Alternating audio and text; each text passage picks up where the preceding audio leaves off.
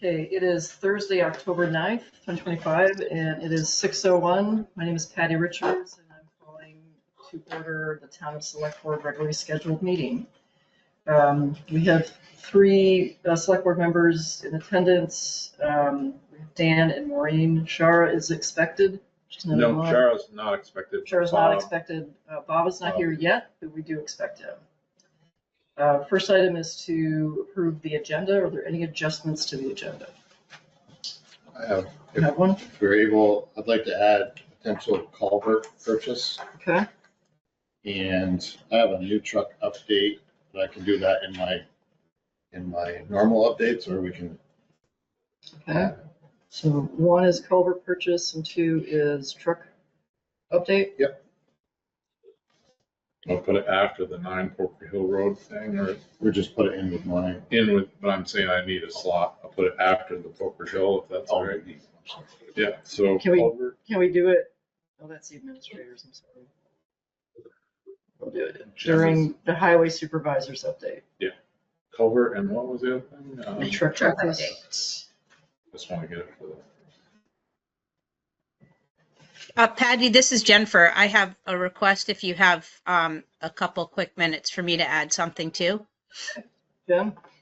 do you- I'll tell you what it is. It's related to the post office, which it wasn't going to be painted, but now it's going to be painted starting Monday. And I got 4 quotes to get that moss cleaned off the roof. And Brad's got them in his folder. I just would like to get permission to get somebody who could possibly get the moss off the roof before winter as well. Okay. Where can we stick that? Put it after Jennifer's thing about the health insurance. Is that all right? Between Oh, Sounds- Jennifer and Russ. What time is that? 6:25. 6:25. Okay, Jen, add here. Okay, we'll add that there. Thank you. Just if you guys can check me on that, because I may just blow by it if I'm running the meeting by then still. Anything else? All right, with those changes, do we have to approve the agenda? You don't have to, just Okay. say. you can- Okay, with those changes, we're going to follow the agenda as provided with the changes from Russ and from Jennifer. Next on our agenda is opening public comment.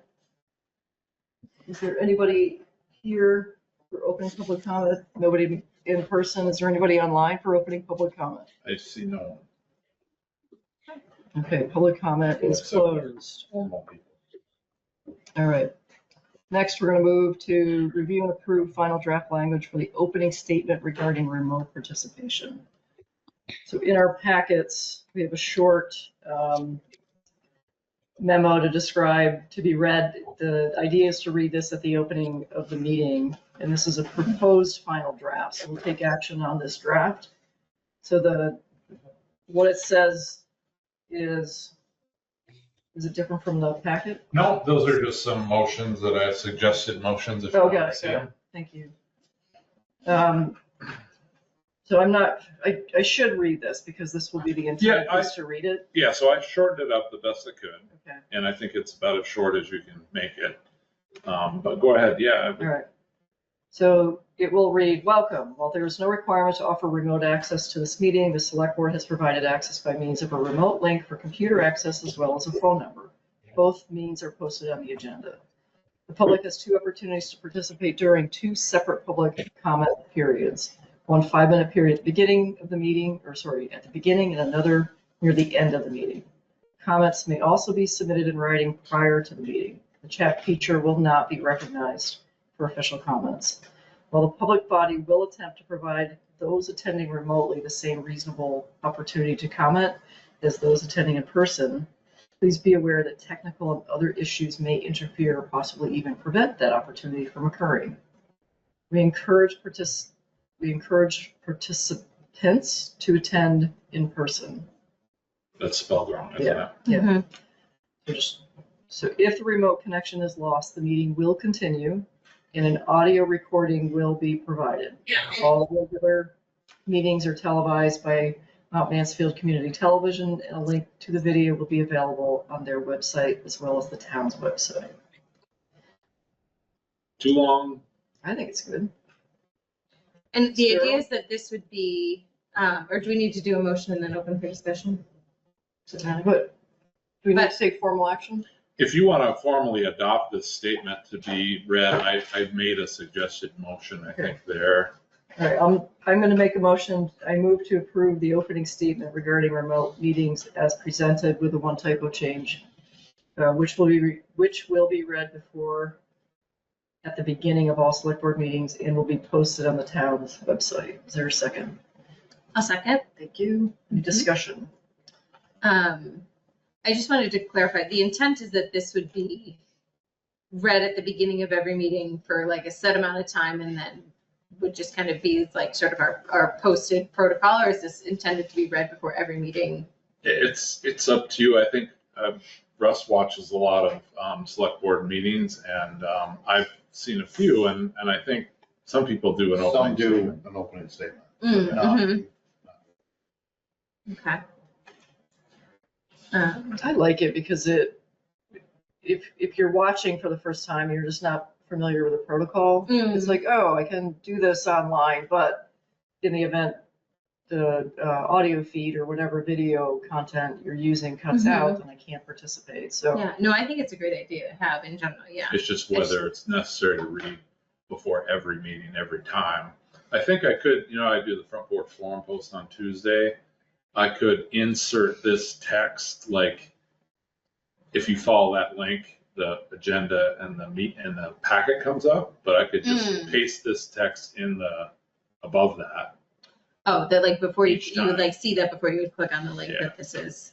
Something. Yeah, I think we can see, but I feel like reading it for now probably makes sense. And yeah, why don't we like try a it belts out? and suspenders situation of like Right. posting it, reading it. Right. Try it out, see how it goes. If it's like, oh my God, I'm gonna read that thing again, it becomes cumbersome, then we can change the practice. Yeah. I think Or that makes sense. perhaps if no one's online and no one's here, then who's gonna hear it, right? That's also a fair point. What a thinker, huh? It's like if a tree falls, I mean, That's okay. We're just telling each other. Should we insert language in the motion then? As needed, or Which may be read before. which may be read Mm. before, as, At the select board's As discretion. necessary. Necessary, yeah. because if nobody's here, it's not then it necessary. may not be deemed necessary. If desired. Is that the right word? If Certainly, I think before, necessary. Deemed appropriate. like we got our hearing next But week. don't we have to vote this motion down before we make another one? Yes. Can we do a friendly revision? I'll consider it a friendly revision that will change the motion to which will, I'm good with that. And says the state is ready which to help. if deemed necessary, be read before at the beginning of all select board meetings. Which, Okay. if deemed necessary. Okay. Then I second that change. Okay, excellent. Any more discussion? All those in favor, say aye. Aye. Aye. Any opposed? I carry 3-0. Okay, I make that change, get it on the website. Okay, excellent. Good, that puts us in control. I like that. Yeah, Yeah. Read it that's if a good we call. we feel don't it's have to appropriate. then make a huge decision to not read it. Mm-hmm. Okay, next is the Downs Road surface issues. You want to I tee us think, up? Tristan Butler's here. I can, so I did, you could ask Tristan to come up. Yeah, Like, Tristan, you want to come up? Russ, can you fill in too on this? Absolutely. Okay. I'll just give you the rundown. I got an email and a call from Ben Butler. Mhm. So I put in your packet an email that he had sent that we're gonna have on the meeting that got canceled. And then I put in from October 24th, the request that Tristan submitted, and then I gave you 2 excerpts from the minutes of the October 24th and December 12th meeting. Which was very helpful to dust off our memory banks. And it was you 3, I think, for each time. It was Okay. Okay. it was each time, and Bob was absent. each time. Okay. So we have some grumbling about how it was done. I'd like to hear from Tristan and Russ. I don't know if you've discussed this or. Not really. So my question is, Russ, did you get a chance to check it out, and was it done up to the highway department's specifications? So I did get a call from Bob to ask me to go take a look, which I did do.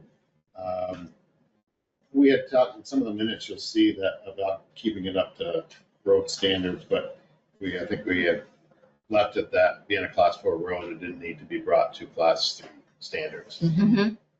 And any probably improvement would be better than it was, but to keep an eye on things and see how, and work together with Tristan and see how things are going through.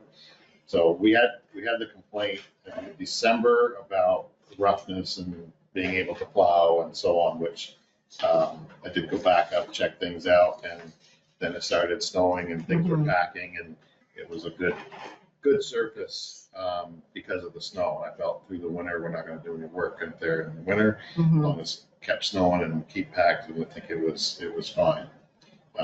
Come spring, I spaced it. I didn't think much more about it, and never really checked up. It didn't come up, so I guess I just didn't remember to really follow through in the spring. Okay. So it was brought to my attention again, which brought back. I should have been doing that, but I didn't. So I took a write up. I saw some of the issues that Ben pointed out about the fabric and so on, which, yes, there are some spots that are torn from plowing or whatnot. But overall, the road is in good, passable shape. Okay. It is not done to what Tristan said he was planning to do. And then I did have a conversation with him, which I'm glad he's here. I think it's great that he's here showing faith. And I believe he did a nice job for the material that was used, larger material. But overall, it's not a road that you're going to go 25 miles an hour on, but it's a road you can comfortably move along on. So I was, for the shape it was in, I thought it was okay. So I did talk with Bob. I said, Bob, I said, I think it would be wise to go up with me. We'll take a look at it together. So we did, and I won't speak for Bob. I'll let him speak for himself on it. So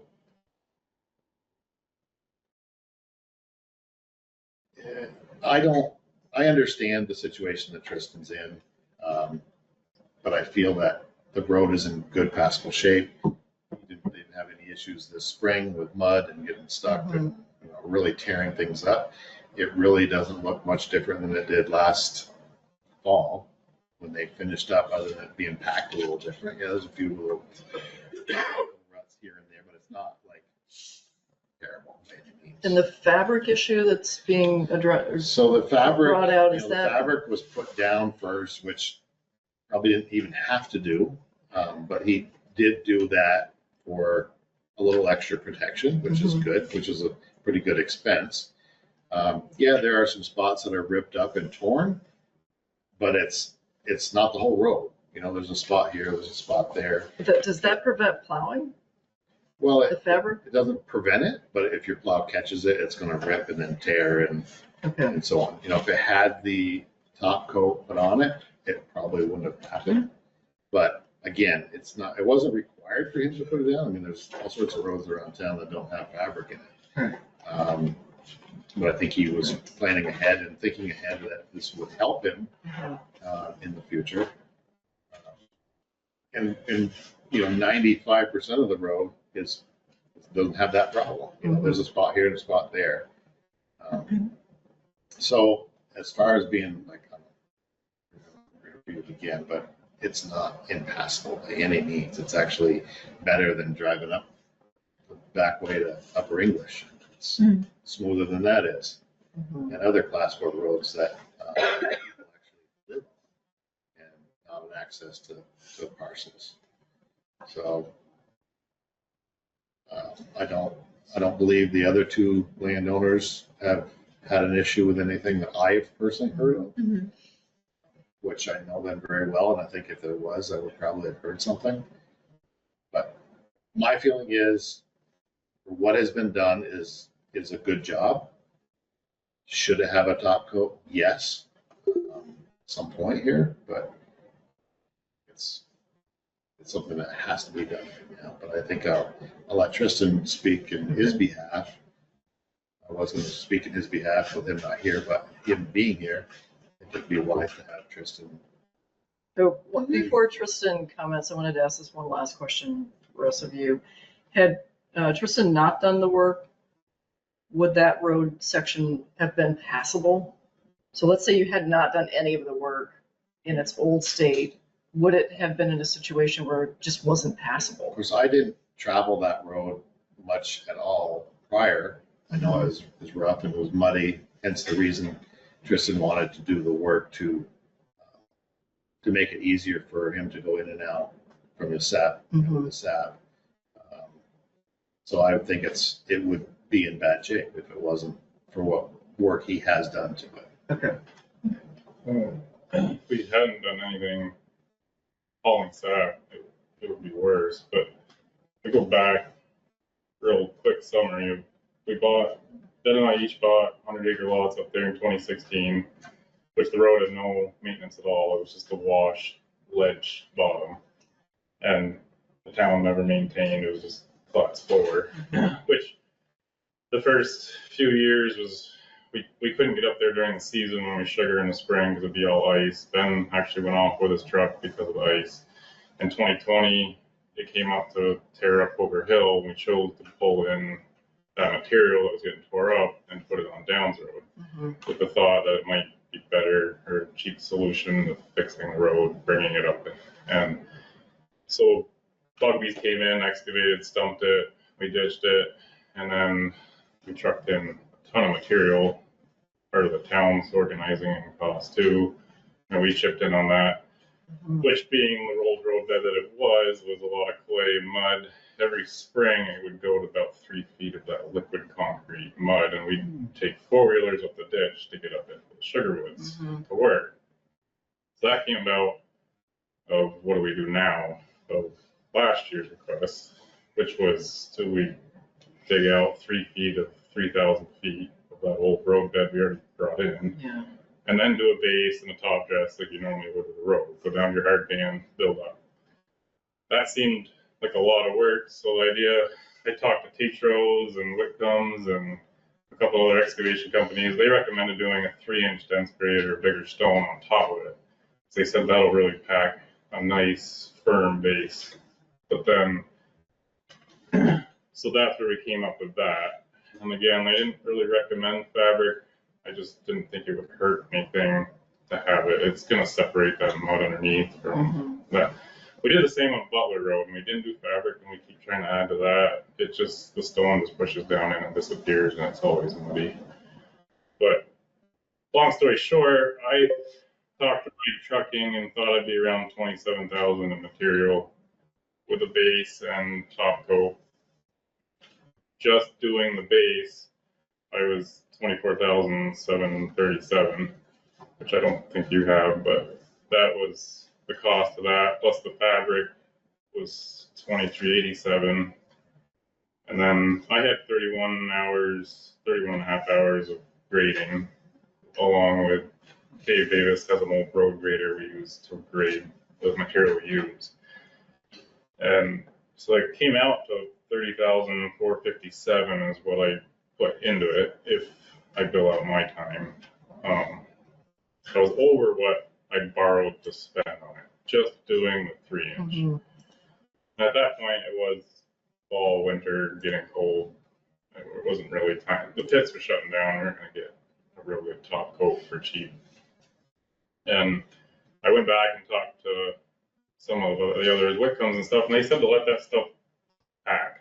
Considering Chris Wells goes up there 4 or 5 times a week with a dump truck, it gets a lot of traffic, the SAP trucks, it'll really pack that 3-inch to make that base on the old soup and see if it was even gonna work, or if it was just gonna be soup underneath there, and we need to actually tear up all of it. Luckily, this spring it worked. It seems to be working, but it's 3-inch with fines in it, so it is a little vibrating as you go up through. And it does need a top coat. That being said, I went over budget on what I borrowed, and at this point trying to find funds to put towards it again. I added up from 2016 to now, and I've spent about 36,000 on the class 4 part between material and plowing and upkeep. And Ben's, from what numbers I have from Ben Butler, he's put in 9,600, 10,000 plus what I don't know. So it's been a continual upgrade each year. I think Ben was expecting smooth top coat, but I thought it was a success, as in it was the first year we didn't have to use 4-wheelers to get up in there.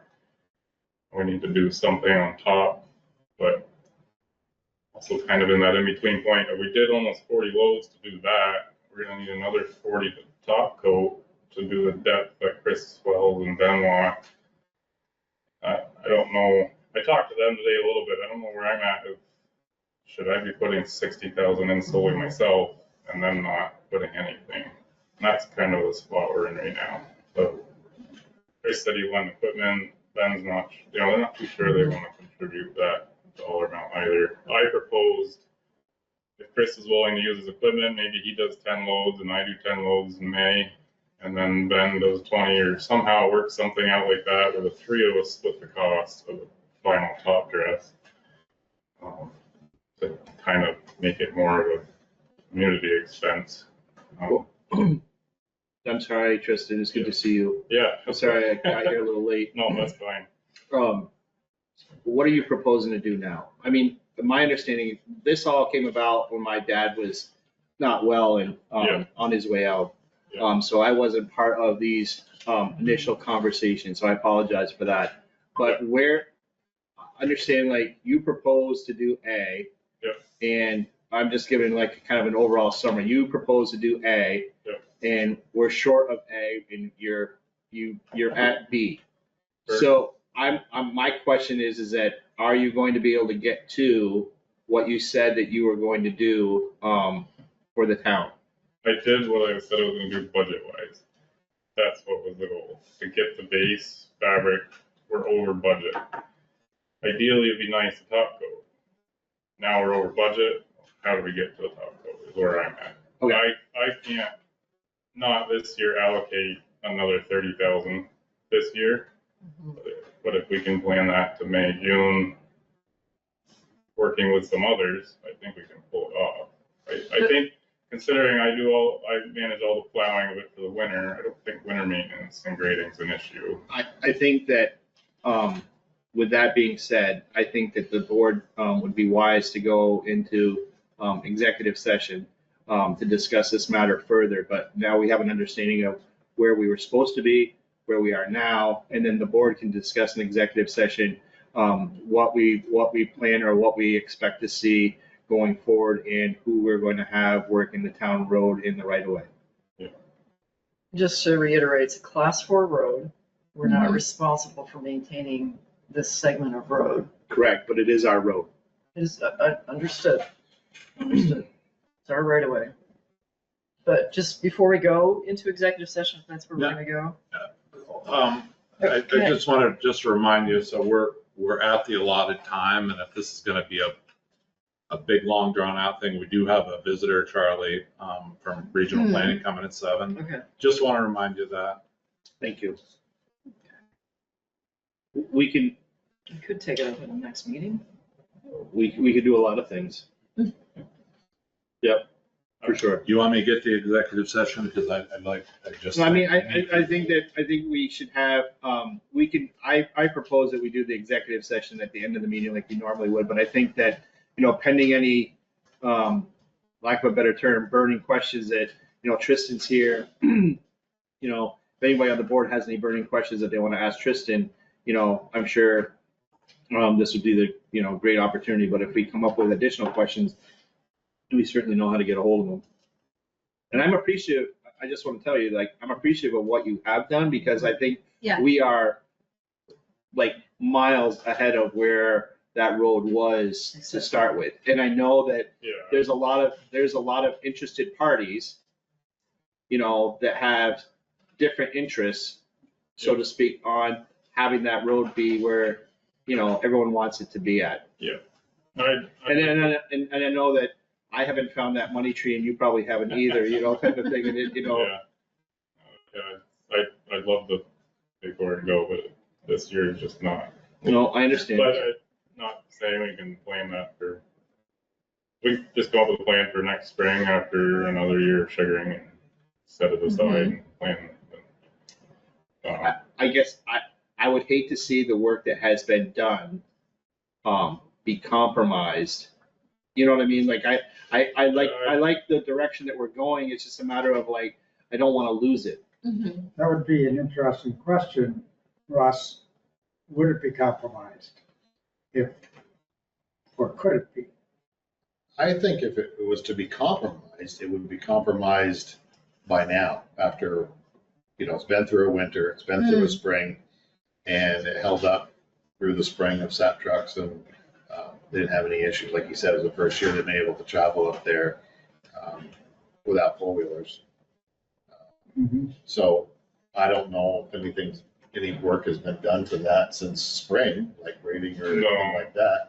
And like I said, Bob and I went up there, and it's not a terrible road to travel on what's up there. You know, it's not development, it's not developed, it's woodlots you're going to, or sugar and operations.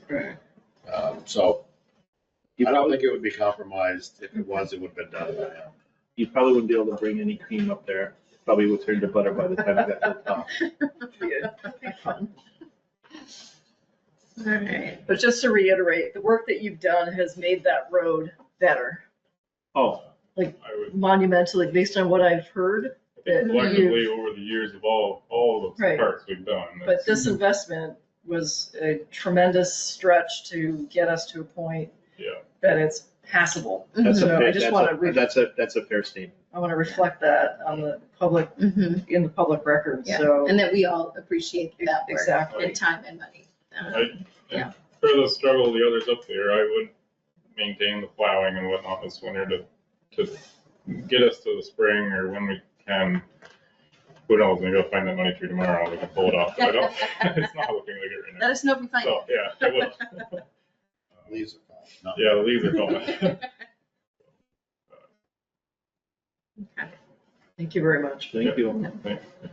Thank you. You're welcome to stay for the rest of Oh, I'd love to. I'll watch from online. There'll be a quiz at the end. Yeah. it. See you, Have a Tristan. good- Thanks for Take care. Take care. care. Can I just ask something, please? So Charlie will show up at 7, and I think he's on a schedule. I don't know how you want to handle this agenda as we go through, and if Russ or somebody is still within and Charlie's here, I don't know how you would like to handle that going forward. We're gonna handle it like we normally do. Okay, When he gets here, we can pause wherever we're at, and then, you know, Charlie can give us his, you know, his presentation, and then we'll go back to, if we're in the middle, hopefully we can finish a thought and not have to cut somebody off, you know, Yeah. type of thing. But, you know, if we're in number 3 of the 4 bullet points that Russ has to talk about, I'm hoping that we could get through bullet point number 3 in my example, pause, not go to bullet point number 4, talk with Charlie, and then go back to Russ. fair enough. I just want to have an expectation of how to deal with this, so. So Bob, we added a few things to the agenda. I want to catch you up. Yep. So when Jennifer, after she does the health insurance, she Yeah. also wants to update us on post office painting and quotes for removal of moss on the post office roof.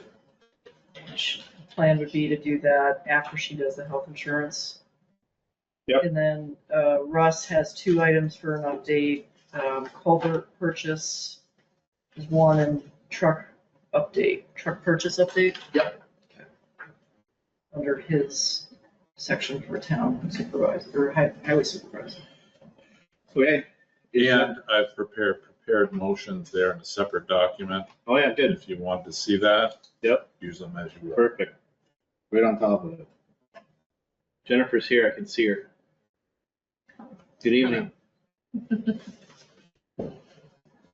I have unmuted myself. First and foremost, sorry I'm not down there, but I hooked my camper up to my truck to bring it around front, and I wasn't going to have time to unhook it because my automatic lift thing stopped working, so I was hand cranking it. So anyway, That sounds fun. Yeah. I made it, so I'm here. So I wanted to just begin the conversation about our medical insurance. So we have to keep our conversations about medical insurance, dental insurance, vision insurance, all those things have to be separate. You can think about them in terms of the benefit package, but right now what we're facing is our renewal period is coming up for our medical insurance. And I should have numbers probably next week. They're not here today. But what I wanted, the document that I sent you a few weeks ago, was because I wanted you as a board to start thinking about the fact that insurance rates since I started doing the finance have just, it's insane how they've increased.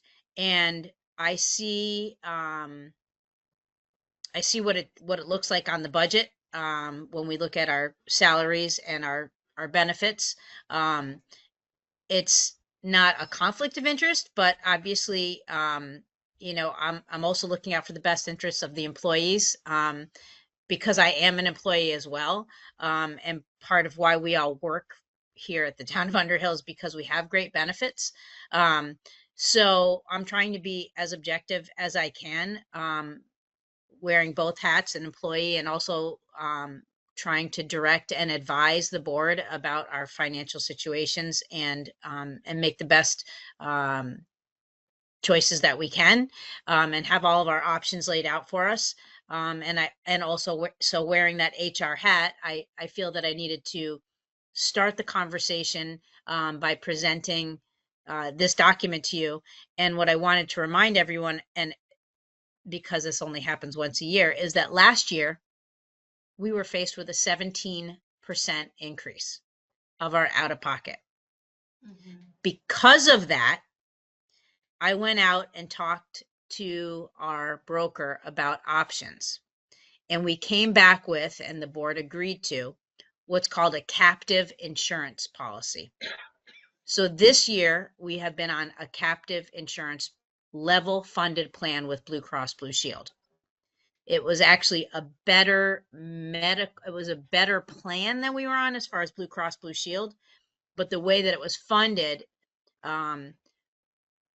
ended up only increasing, I think by our net increase only ended up being 5% of what we would pay versus the 17%. So we went with that. We will know next week if the captive insurance company is going to come back and say, yes, your numbers were good this year. We're willing to offer you, you know, a captive option for the year. So we won't know that until next week. But without that, what I'm hearing from the Green Mountain Care Board is that they approved for this next year, 2026 calendar year, a 4.4% increase, which is fantastic. It doesn't sound like a lot, but I want you to remember that that's on top of what would have been 17% of last year, because we weren't in that regular plan. So potentially what we're looking at when the numbers come in is, you know, 20-something% over what we were paying back in calendar year 2024. So I feel like these increases are not decreasing. And I feel like it's time for the board to start thinking about how they want to handle things going forward, from a human resource standpoint. And I think it could make sense for the board to have breakout sessions or something to think about this going forward. We'll deal with the medical policy once I get the numbers next week. I'll present them to you at the next meeting. But I want the board to start thinking about the town of Underhill and our how we treat our employees and our benefits and our wages, because there's an opportunity to look at what other towns are doing and say, okay, maybe we need to start addressing this. The town of Underhill has the best benefits of any of the towns. The town pays 100% of the HRA, 100% of the medical insurance, 100% of the dental insurance, 100% of the vision insurance, disability, life insurance, all of it. I am in no way advocating that you change that for the employees that are here that have been in that plan. Mhm. I am beginning to think that if these costs continue to rise, when I don't know how many of you all on the board or others who have spouses who work for companies, but at some point, it may be important to start looking at how the town of Underhill pays for those benefits, whether they continue to offer them 100% for the employee and all their family members, or whether they say 100% for the employee and a spouse, or, or 90% or whatever going forward. I think we need to start looking at that, because if we don't, it's going to affect the ability, how much money we have in our budget to pay for wages and other things. So I just wanted to start this conversation because I feel like it's a responsible thing to do. And I will have numbers for the medical insurance hopefully next week, and we'll keep this the conversation moving forward. Will you know next week, Jennifer, if we are going to be like offered the captive insurance again? Yes. Okay.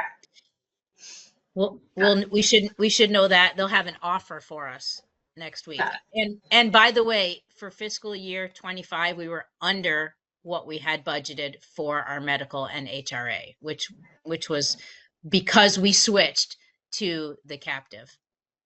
And we have a very healthy enrollment. So because we have a healthy enrollment, I think we will get offered captive again. Because it is based on your actual expenses, whether they'll come out and say, yes, we'll do this again. If you have an unhealthy employees, then, and they lost money in the deal last year, then they wouldn't even they'd come back and say, sorry, you don't qualify this year.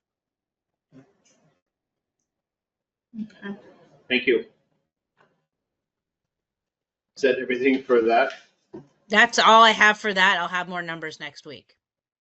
Okay, so we're on to the post office painting. Yes, so this will be really quick, but the painters are starting on Monday at the post office. We have posters up on the doors and have notified the neighbors that the project is starting. And I'm not even going to bother. I wasn't planning to bother posting anything on Front Porch Forum because I think people who come there will see that it's happening. There may be, a few minutes each day and maybe even a couple hours one day when they're painting that front entrance where people can't access. But what I wanted to talk about is that at the same time, we've had the exterior of the building repaired, and we're having it painted starting on Monday. But we did not have the moss that's built up several inches on the roof removed. I don't remember when, but back when Brad and Seth were on the select board, they got up on the roof and did scrape it off at one point, but we then still had trees on both sides. And so the moss built up again. And the roof is really on probably in its last few years anyway. But the best path forward would be to clean the moss off and treat it so that it deters that growth. And it should last for a few years if we do that. So I got 4 quotes to get the roof cleaned off. Brad has them in front of him, but they range from $550 up to over $2,000. And 2 of them are Underhill contractors, and 2 others are, I think they're both Chittenden County, Williston and I think Milton, Everybody's Chittenden County. Chittenden County. So, No, they did Can we, so okay, my hope was that the board could allow us to try and get the moss cleaned off before winter as well, so that the building is really all set for winter and going forward for the next few years. I do believe that we have an opportunity with any of these vendors to get it done quickly before winter. are they all available now? They are all available before winter if we make the decision quickly. Okay, so this is all new information because I received a quote from one individual, and then we got another quote that I was aware of that was double, and that was it. So this is all new information as far as now having 2 additional quotes that I'm now just learning about now, and I don't know why that wasn't part of the packet when it went out earlier this week. I think I got them. I might not have had them in time, or not known whether or not they were going to be able to do the job. So that would be why you didn't have them. So you're confirming that all 4 of these contracts that or proposals that we have are going to be able to do it in this fall? Correct. Okay. So And they range from $550 up to the $2,500. Can I see them, please? Sure, this is in order low to high, but Nexus is not in there. They were the highest at 2,400. That quote is not in there.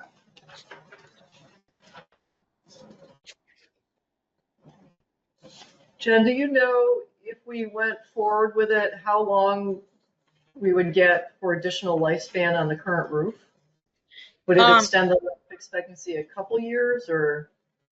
I do believe that, I mean, I don't think that they all came out and looked at the project, but I'm having the same problem at home right now, and I treated mine, and what it does is it stops the growth immediately and kills the mold, spores, and the mildew that's growing. That's when you drive by, you can see it. It's like giant clumps, some of them are several inches thick of clumps. And so they would gently scrape that off. They're not power washing the roof. If the roof, all 4 said if they power washed the roof, the shingles would probably disintegrate because they're near the end of their life. So they would be gently scraping and brushing off the chunks and then treating it with a solution that is a kind of like a Clorox based solution that kills.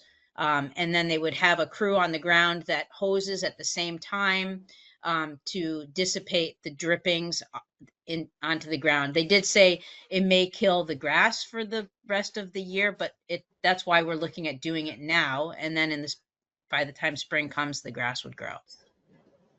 Yeah, Seth I remember when Seth just went up there and brushed it by hand. Right. Just gently brushed it by hand. But do you know how long it extends the right? I think Jennifer's right. We're going to be replacing the roof here at some point.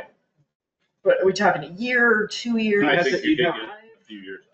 Yeah, I think we could probably get a few years out of it, but I don't know that this is going to extend it. But the reason we never did it before was we had trees surrounding it, so it continued to be a problem, but the trees have been removed now. So at least now the roof is exposed to the sky. Okay, I'm going to move that we approve Premier Power out of Milton for the amount of $550 to remove the moss from the post office roof here in Underhill Center. Is there a second? Second. Any discussion? Hearing none, are you ready for the question? All those in favor of approving Premier Power out of Milton to clean the roof at the Underhill Center post office in the amount of $550, please signify by saying aye. Aye. Aye. Aye. Opposed with a nay. Motion carries 4-0. Thank you, Jennifer, for getting that done. Anything Okay, else? thank you. That's it for me. Okay, It's Jen. Thank you. all right. Thank you. Russ, you're, got 15 minutes before 7, it's 6:45, so as fast as you can I go. got it. First thing up is lumber to be purchased to finally get our fuel shed constructed, which has been a many-year process. I had brought some numbers to the board last year, but we ended up putting money into the budget, so the money is in the budget this year. And then I realized that Isaac Cowan, which is right in Underhill, sells lumber, rough cut lumber. I was actually in Fletcher with the other people, which are good people as well. But so Isaac gave us a quote, which is in the packet, for $2,930. And I would like to move forward with getting that. This is just the lumber portion of it, so we can start getting it constructed. In our, things are slowing down. If we get some time to work on it here and there, so we would do that ourselves. I'm gonna move to purchase the lumber for the fuel shed in the amount of $2,930.08 from Cowan Realty LLC of Underhill for the fuel shed. Is there a second? Second. Any discussion? Are you sure that there's no, how do I say that? That this price could change a little for some reason, or should we do not to exceed 3,000? I mean, lumber wise, we did my best figuring it. I mean, it could need a little bit here or there, but I don't think we're right there. Just in case there's something Right, that's a little off. This does not include the roofing, the metal roofing. This is just lumber, so we can start getting it built and then Right. get our tank switched over. Like I see he's taken it off the tax. I did that. But just in case the number comes out slightly different, it's nice to do a So little you're going to buffer amend it to 3,000? if we could, Mhm. just to cover in case there's some overrun on something. It's like, oops, that's the wrong price. Some of those motions might be a little different, Bob, on that sheet there than in your packet. So Okay. I would recommend using the sheet, but This one? do what you want. Yep. Okay, so amend that to, we're gonna amend the motion to $3,000. If that's the Very good. consensus of the group? Yep. Okay, so now we're back to the original motion. It's gonna read that we are gonna approve the purchase of the lumber for the fuel shed for the amount of not to exceed 3,000 from Cowan Realty LLC out of Underhill. It's been moved, seconded. Any more discussion? Hearing none, are you ready for the question? All those in favor, please signify by saying aye. Aye. Aye. Opposed? Motion carries 4-0. Okay, Russ, keep Okay. rolling. In our attempt to keep upgrading our road signs to the 911 standards, which I'm sure you've seen them all going up around town. This last list of signs should take care of the remainder of what's left. This is been a many-year ongoing process. So I did get 2 quotes from WorkSafe and Berry and Rice Signs out of Alabama, which we normally get from, but WorkSafe came in less expensive this year, so, or this, for this order. I'm gonna move to authorize Russ to sign the quote and purchase the road sign as presented from WorkSafe Traffic Control Industries in the amount not to exceed $2,300. Is there a second? Second. Any discussion? Hearing none, are you ready for the question? All those in favor, please signify by saying aye. Aye. Aye. Aye. Aye. Opposed? Motion carries 4-0. Next. Okay, and then to go along with signs, we need signpost. We did purchase signpost back earlier in the year.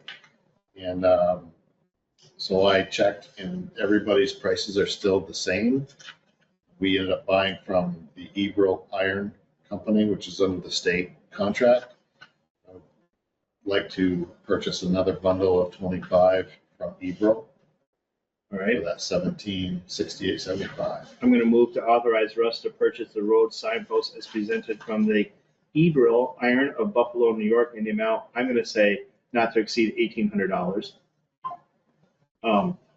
Is there a second? Second. Any discussion? Hearing none, are you ready for the question? All those in favor of authorizing Russ to purchase signposts not to exceed $1,800, please signify by saying aye. Aye. Aye. Aye. Opposed? Motion carries 4-0. Okay, Russ, you're doing Okay. great. Russ, I'm sorry to interrupt. I Sure. just noticed on these sign roads, if Pinnacle, is Pinnacle Road or Pinnacle Ridge? I just. Whose It road can is be, that? you can follow up on that later, but just if the sign order, Is that It's your for- road, right? it is. Is it what's it supposed to be? RDG for Ridge, it's Pinnacle Ridge, not Pinnacle Road. I don't know if that's what that is, but I don't know that there's a Pinnacle Road in Underhill, or if it's just a Pinnacle I Ridge. think I probably did. We it can as follow road. up on that. Don't let me That's a good forget. flag. That's a I made good it, flag. I just, RDG is how it's RDG. on. the- yeah, that's what it is now. If you wanted to forward the list, we could, a guy could just check it. If you want to do that. Sure. Is it in the packet? The list is in the packet? Yeah. Okay. That's a good idea, so we don't put an order in and say, Oh, no, it's crap. definitely a good idea. All More Right, name. is better right, sometimes. sorry for the Winter- detour. Thank you. Winter is coming and we have a salt contract from Cargill. And price has gone up considerable from last year. However, in the last 2 years, it did not go up, so a good thing, I guess. But we went from $88 a ton to $99.50 a ton. Mm, I don't believe it's gonna cause us much issue with our budget because the last few years that I've been here, we have not gone close to even using our whole budget. So I think we're gonna be still fine within our budget. Cargill is the only option we have. We did check with another one out of Canada that some other towns like in Wall County use, and they're sold out for what they're able to do. So Cargill is our option. Okay, I'm gonna move that we purchase winter road salt at the price of $99.50 per ton from Cargill and to authorize the chair of the select board to sign the contract for up to 600 tons. Is there a second? I'll second. Any discussion? The only other discussion I want to say is it's a good thing we filled up the shed last year, 88 tons. Very Very good. good. Exactly. Good point. Any other discussion? Hearing none, are you ready for the question? Mhm. All those in favor of authorizing the chair to sign contract for $99.50 per ton up to 600 tons, please signify by saying aye. Aye. Aye. Aye. Aye. Opposed with a nay. That motion carries 4-0. All right, Russ, you're getting close to the end. Take one. Oh. That's right. Got it. I can do this Poker Hill one quick. If you just want to just give a little, the Poker Hill right away, the poll. Oh, Or sure. do you want to do it? No, go ahead. Okay, so we got a request from Green Mountain Power. This is a new, it seems like Bob Kennedy was the old representative there for a long, long time. And he's had 2 successors after that, and this is the next one in line. And they tried to say, oh, well, Green Mountain Power, we have a blanket, we could put poles wherever we want. That is not true. If they have to replace an existing pole, they can. This is a brand new pole. It's going to be across the town highway. And so I informed them that they need work to be done in the right of way, and that Russ would go stake the pole, take a look at it. I believe Russ looked at it. He thought the position was good. So I recommend approval of that. So where's that? Oh, this is just for the right of way? First corner on Poker Hill to the left. Is there any? I'm gonna move into a second and then I'm gonna ask the question. Yep. So move to approve the placement of the new pole located number 9 Poker Hill Road within the town's right of way, and approve the work within the right of way. Application submitted by Leclerc and Green Mountain Power. Is there a second? I'll second. Okay, it's been moved and seconded. Is there any chance that Green Mountain Power or the co-op is going to attempt to, in any time in the next decade, put the power or telephone all on one side of the road? Or are we going to continue to see power lines on both sides of the road? Yeah, so you have a difficult dilemma, especially on Poker Hill, because the telephone company, you've got telephone and you've got the power. So the REA came in, they ran cross country in a lot of places across farms for the power. And then the phone company seemed to like to hug the road, right? Because they had service trucks and climbers, so they hug the road. They have separate poles. They own those poles. I think there is a movement with, especially with the broadband initiative, to try and consolidate onto the utility lines instead of having the separate phone. But it's a mixed bag all over town. We have aerial phone, we have underground phone that goes back aerial again. So I guess I'm signaling that I'm not gonna hold up this project for this, but I would like to signal to Green Mountain Power, and I'd also like to signal to Consolidated that the town would like to see these utilities start to begin to have their, lines on one side or the other of the road and not running up both sides of Poker Hill Road. well, this is a situation where they just have to spur across the road. I understand, so I'm not, that's why I'm saying I There's don't no want, other- but I would like to plant the seed now that, I would like to see these utilities pick one side or the other and figure it out. But having utilities on both sides of the road doesn't make a lot of sense. No. That's a good point. Any other discussion? Not sure we can control that. Well, we I can, mean, certainly can ask, but coming from the electric utility industry, you carry a big stick. I know what you're saying. So in WEC service territory, we intentionally went zigzag across the road for stability of the line and less right-of-way clearing. So it's actually, Underhill is lucky that we're not doing the zigzag because it creates an aesthetic issue. But for other utilities, they literally zigzag across intentionally. But we can always ask. that's what Green Mountain Power has done. On We the can floor. always That ask. increases stability. It increases the stability of the lines and the poles, and it reduces the right-of-way clearing that the utilities have to do because it's through the road, it's over the road. They zigzag over the roads, it's less tree cutting. Right, but then that also promotes a problem that when you're working in the road, now you have to deal with all the lines in the road, so. Just from a utility perspective. Right. Any other discussion? All right, hearing none, ready for the question? All those in favor of approving the right-of-way application permit, please signify by saying aye. Aye. Aye. Aye. Those opposed, the nay. That motion carries 4-0. Russ, I think this is where we're gonna hit the pause button. Fantastic. I'm almost out of breath anyway, so. Get some water. So Charlie's here. You don't need to do that on my account. No, we already talked about a plan that we didn't want you to have to do any knitting or anything like that. Please come up with an all Unless for you. you're really interested in all this process. We got culverts next. Right. It never gets any better. It's exciting. Thank you for coming all the way. Down you go, yeah. Thank you for coming back to Underhill. Oh, It's always good to see you. Happy to be here. Thank you for making time on your agenda.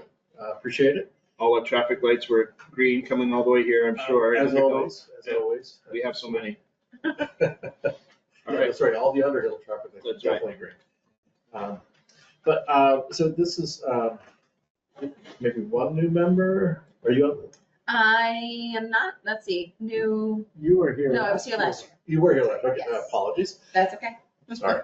We do have one. There is still member one other that's new not member. here. she's Yeah, here. okay, thanks.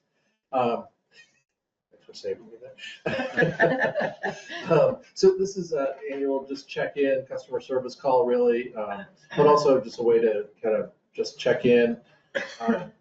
The report is in your packet. I see the first page is kind of background. I'll just run through this really quickly. A little bit about our board and how we leverage municipal dollars to bring in federal and state dollars. Your representatives on our board and committee, thank you, Brad, for being on our board and other committees.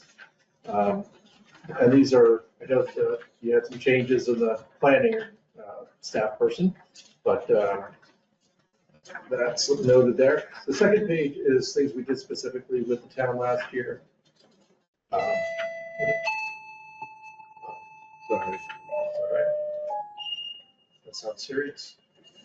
Sounds serious. Oh, yeah.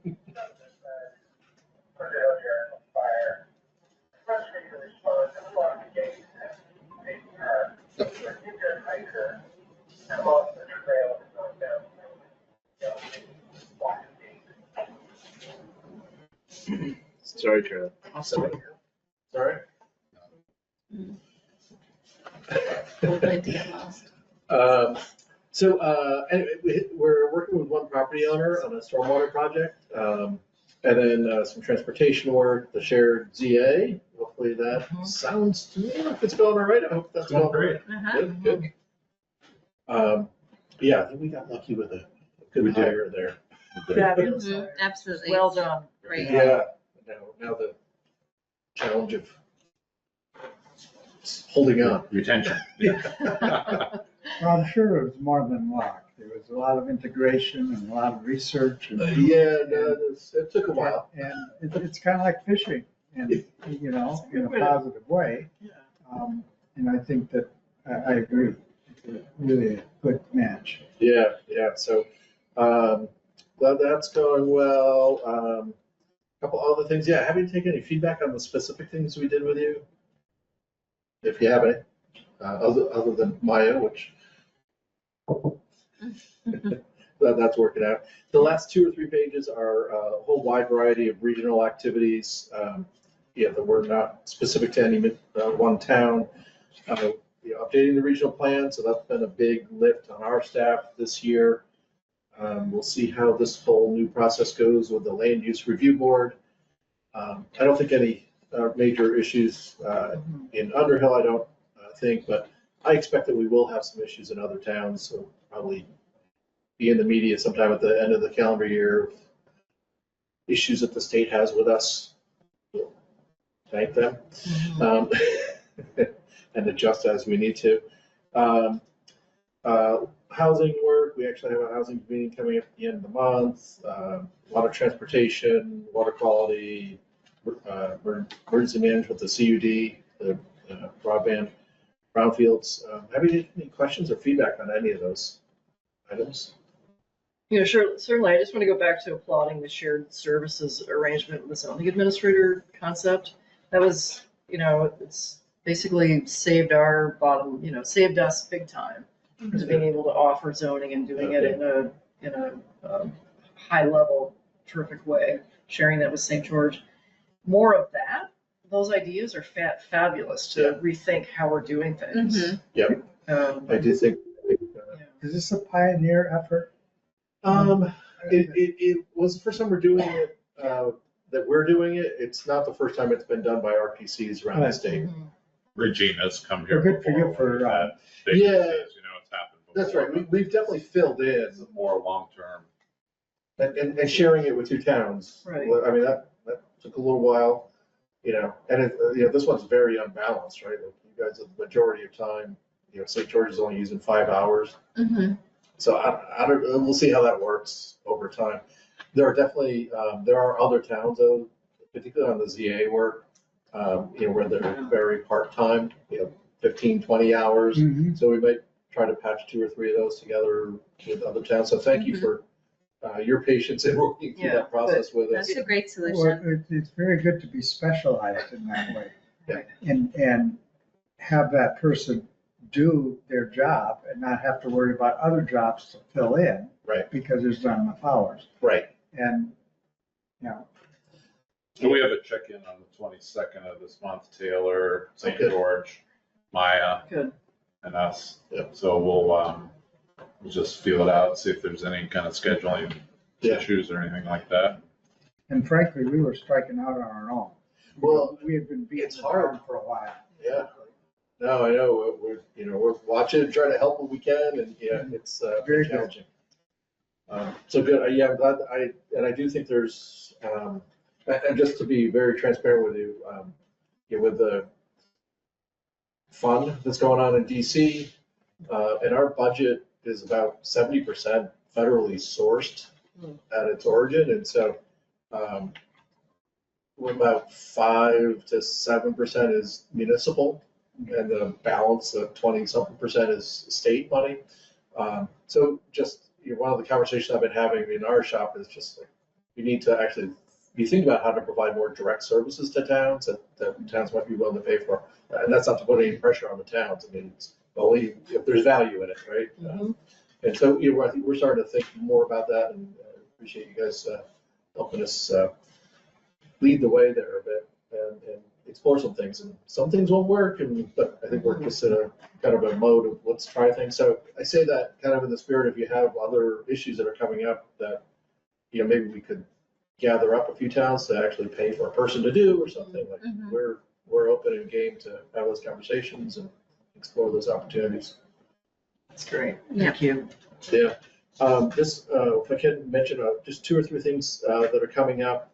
One, I think you probably got a notice from Emma about having, back in June, we did I think they called it a select board forum or gathering, I can't remember, with VLCT. And I don't think you guys were there, but there was interest from the folks that were there about doing it again and being able to share more kind of from across the select boards in the county.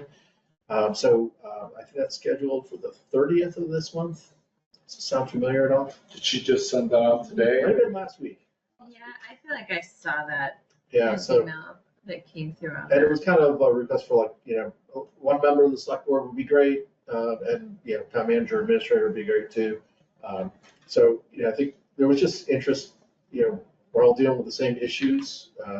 And just hearing how different towns are dealing with different issues and learning from each other. So we'll see. I kind of offered to, okay, we'll schedule it and host it and see what happens. See if it's actually productive. I'll put it in the packet for next meeting so Yeah. people know. Okay. Yeah. And then the typical work program requests will come out Thanksgiving, late the 3rd Friday in January. Applications are due for FY27 requests for help. And then the third thing I'll just mention is our kind of typical legislative breakfast, early December. And it's great if you can make it, but also great if you let me know, or let Brad know, to let me know about any issues that you think we should be trying to address in the legislature this coming session. We'd be glad to hear about it. We talked a little bit about it at our board last week. Was it this week or this week? So no, I can't remember. It was my executive committee a couple days ago. We'll probably talk about housing and water, wastewater investments, just as tied into the housing largely. And I'm trying to think what else. Transportation funding. We're also watching VTrans have budget issues. Maybe about 10 years ago, they did a little adjustment in how they do the gas tax in Vermont, and they made some of it a percentage as opposed to just the number of cents. And they thought, I think at the time, gas prices had gone up. They're like, oh, well, when gas prices go up, we'll get more. But gas prices have been steady. I mean, they fluctuate a little. And so I think the state hasn't seen any increase in that. And there's more EVs that have been, not buying as much gas. So, and cars are getting more efficient too. So anyway, there's a transportation funding issue. That was a little concerning for us because the transportation planning services we do, VTrans provides about half of the match. So they match the town money, they put in 10%, the towns put in 10%. So that would be concerning if they backed off on their contribution. So hopefully that doesn't happen, but it worried me a little bit. I was hearing a little murmuring going on within VTrans. So, and and again, I don't know if it's going to have implications. VTrans is going to want to hold money to the state system and reduce money that goes to the municipal system too, I expect. So anyway, it's just something to watch as we go forward. So Sorry, we got all our grants this year, so. oh, well done. Good. Yeah, happy to take any feedback on any of those things or anything else. But VTrans should be considering a tolling service. Charge as people pay, or people pay based on how they drive. Yeah, like how many So miles? Right, so it reduces the free ridership in terms of EVs. Yeah. Everyone pays. Yeah, I think they did do something on the EVs where they increased the registration fee significantly for EVs to Yes, try to make up. Yes, for they some- do. Yeah, yeah, okay. It sounds like someone with an EV. I just paid it. Yeah, yeah, and that's hard because it's all at once, right? The Exactly. gas tax, you kind of don't That's true. notice. Right. Right, right. It's We're okay. gonna have easy passes all throughout the state. Pleasant Valley Road, easy pass. Yeah, and the notion of like kind of mileage-based Right, exactly. fees has been talked about for a long time. I don't know if we'll ever get there, and, or if we need to wait for the federal government to do it. It's the same things happen at the federal level. You know, the gas tax is not fully paying for the federal transportation dollars either. So anyway, sorry, I don't want to go too much down these rabbit holes, but It's okay. yeah, anything else for me? If not, I don't want to. I have something, but I'm not gonna take up your time tonight. But I would like to facilitate, or I would like to have a conversation with you and with the liaison with emergency management, with Brad. And I'd like to talk to you, specifically about EMS drug costs for the municipalities. And I won't take up a lot of your time, but that will be the topic of the conversation I'd like to talk to you about. But sometime I would like to discuss that with you, because I feel that there's a big opportunity for the municipalities to probably leverage some buying power. I'm noticing, and again, I'm giving the teaser, I'm noticing that the prescription drug costs that EMS services are having to pay for common drugs that they have inside the ambulance are being charged X. When I take my phone and I look at what that prescription drug would cost as a state employee, I'm noticing that it's a third less, a third of what the cost is that the municipality is going to have to pay. So I'm wondering if there is something that could be done to try to reduce the cost that municipalities have to pay with their ambulances for drug costs and Chittenden County being the most densely populated area of the state. There probably could be some savings, significant savings for municipalities as it relates to prescription drug costs for ambulances that they have to have in their rigs. But again, I don't want to take up a lot of time. I just want to throw that, as a teaser to you, and hopefully we can have a conversation, offline, sometime. Yeah, that's one of those other topics of services I've often wondered if we could, do some more bulk purchasing or, bundling. So, happy to talk about that. So I guess, again, I'm super appreciative of, you getting all the green lights to come in Underhill, that, they were all green for you. I guess I'm going to move to accept the Chittenden County Regional Planning Commission fiscal year 25 annual report. Is there a second? Second. Any more discussion? Hearing none, are you ready for the question? All those in favor of approving the fiscal year 25 annual report by the Chittenden County Regional Planning Commission, please signify by saying aye. Hi. Aye. Those opposed with a nay. Motion carries 4-0. Again, Charlie, thank you so much. Thank you very much. Thank you for coming. Yeah, take care. Okay. Now we're gonna go back to you, I think, Russ. You think? I hope. No, or you hope, you think? Well, I'm just getting caught up here, so. I'm gonna We actually excuse talked- myself for just a second, run up to the restroom, sorry. Sure. I'll be right back. If you want to go on to Anton, that's fine. He's here and. Well, why don't we Dan can do his interpretive dance and wait for, Maureen to come back. You get the This dance is, floor now. this would be your opportunity to do the interpretive dance. I think we can probably wait a few minutes out of respect to Maureen. Oh, of course.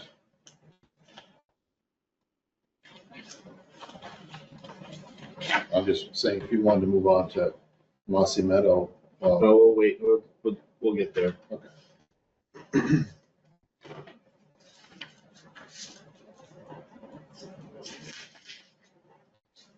So we gotta talk about the culvert and the truck update. And then I just have a quick monthly update. Oh, yeah, okay. Won't take long.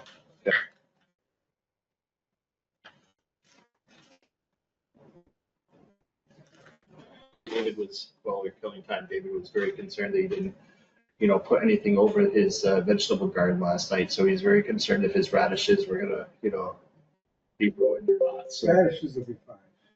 he's My very- peppers wouldn't have been. No. Yeah, he's concerned about the radishes. Tomatoes and the radishes, yeah, they're low. it's like kale, they just go through everything. I did my final pepper harvest. Oh, there you go. Holy cow. My You had a good Poblano's year. And Hungarian hot wax. They're huge. Good year. I finally have the right balance in my soil structure in my raised bed because I picked a bunch more other kind. It's great. That's the key. So Hi, I don't know who, caller one, I'm not sure who you are, but if you wouldn't mind muting yourself, we'd appreciate it. Thank you. that's why you have banner year some year and You know, I'm just getting it all together. Takes a while. Thank you for that. Takes 80 years.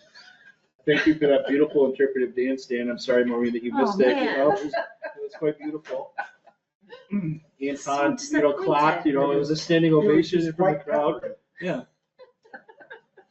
Yeah. All right, Russ, save me. Are we on the Culvert? Sure. Okay. I didn't expect to have to purchase any more culverts this fall. However, we did have a couple others that we had to replace that we didn't plan on. They're extending some lengths to some that we didn't expect to, but we are out of 18-inch culverts, and coming into the winter, we occasionally have some failed culverts through the winter, and we need to have some on hand. So I reached out to the farm yard store who got the bid earlier this year, and their prices stayed the same, or they're honoring the same pricing. So I would like to purchase another couple, well, there's 4 of them, but it takes 2 to make a complete culvert. So we'll have some this winter if we need.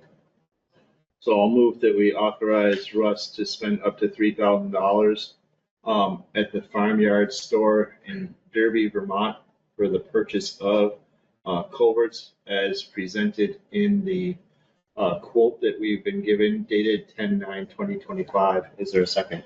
second. Any discussion? Do you still have this budget for Yes. somewhere the supply stuff? Yep. Actually, we have a new budget. Fresh one. Ooh, Haven't spent any of we it. love a fresh budget. Next thing, we're gonna vote on We it. have a- oh, I'm sorry. Any other discussion? Hearing none, ready for the question? All those in favor, please signify by saying aye. Aye. Aye. Aye. Opposed? That motion carries 4-0. Hey, Russ. We have a new truck that's coming soon. And we've been kind of holding off on what we were gonna do with our current truck, whether we were gonna trade it or we were gonna sell it outright. So I've been trying to get some numbers on trade-in, which I've gotten, but I'm not happy with them being the low amount. Allegiance is offering us 25,000. Do we want to go into executive session and is this going to put us at a disadvantage by talking on the record as far as what the dealer is willing to give us for our equipment? I don't If, think so. It's up to you. I'd rather not discuss that in public. Well, so I pulled out and you hit it right on the head, Bob. So you have to first, executive session is just not for every item, and should be used very infrequently and very cautiously. The first question you need to ask yourself is, will this put the town at a substantial disadvantage? Right. If you have numbers that are, if you're not waiting on any more numbers, and you have a recommendation, I don't think that puts the town at a disadvantage. But if you're waiting for more numbers and you divulge a number, that's a different story, right? So you know the information, you should advise the select board whether, based on what I just said, being cautious is this an executive Is session it, topic. right, because if it's a trade-in value that the dealership is going to offer us, and it would be a disadvantage for us to sell it outright, I don't want to disclose what that number is going to be if we're going to try to sell it out ourselves. So I'm looking to you to tread lightly right now. And if we need to talk about this behind closed doors in executive session, then so be it. Sure. Okay, so we'll do that. We'll do that at the end. We'll put that Maureen, I think, said we were gonna put that in the parking lot. So this would be, I just want to clarify again, so this would be an executive session to possibly talk about a contract? Yes. Okay. I would say so, a contract of purchasing, our new town truck, and, you know, what the price would be for that trade-in. Okay, so I'll have some more recommendations when we get to that point for the motion. Yeah, good. And this is a possible executive session. Yeah, possible. And this, the last thing, I just want to give you a little rundown of what we have accomplished since the last meeting. We finished up our Maple Leaf MRGP construction site. and Which that looks was- great. Thank You you. guys did a very nice job of Which that. was brought up at that last meeting, but from there, we continued down the road out of that segment because water was gonna run so nicely at this certain point, and then it was not gonna be good. So we continued from Montgomery Road on the corner all the way to Stevensville is now completely done with ditching, stone lining, brush cut. Bridge is now open. You can see going around the corner. Really looks nice. We continued that, which took several days. We changed the culvert on Butler Road. We talked about last meeting, and the 3 loads of gravel have been delivered to William as a swap for doing the turnaround using the sugar house. Nice. Planned on giving him 3 loads of gravel. Yeah. That has been done, so that job is completed. We went up to Upper English Settlement Road near the Boardmans, which is at the top of the class 4, is that section class 4? Between upper and lower? Yes. Where we turn around, we did some ditching up there and improved our turnaround for the winter turnaround. And we moved up to Blakey Road, which we got ourselves into a cross culvert up there, which is in a catch basin as well. So we got that all, we're working up there still, but another day we'll be done up there with the catch basin repair and the culvert installation. And we've graded Booker Hill, our settlement, Depot Street, Lakey Road, Timber Ridge, McCollum Farm, Sand Hill, Pine Ridge, Evergreen, Lower English, Stevensville, Maple Leaf, and Beartown. We've done those since the last meeting. And we got a few more on the far end of town, or I say the far end of town, the other side of town, the Underhill Flats side, prior to winter. So we're working on those.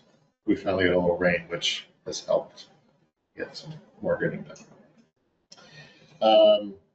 If anybody recalls back, we talked about putting some tracks on our equipment trailer. Anybody remembers that? About we had the issue with the excavator that slid down and rolled off the side, and so on. Yeah. We got the new trailer, and it was a little slick, but we did finally obtain some tracks, some snowmobile tracks from Joe Becker. He was kind enough to find us some, and he's a resident up in Pleasant Valley. So we got them, and those are all installed, and Dwayne is very happy with the installation of those. Makes it very, feels much more safer going up and down the ramps with the excavator. Cool. We've done that. We had I brought up about a tire repair on the loader, which we did get that done. That's going well. Our 2023 dump truck, we had at Allegiance for some warranty work and Vermont State inspection, which was done a few months early because it was due in February. So instead of having to do them in February, we changed it to October, a little early, but it makes it a lot easier to get them inspected in the fall versus in the middle of the winter. So we did that. And then the 2025 is going in next week for the same thing. And we're going to start our winter readiness with off frames and tires and so on in the coming couple weeks.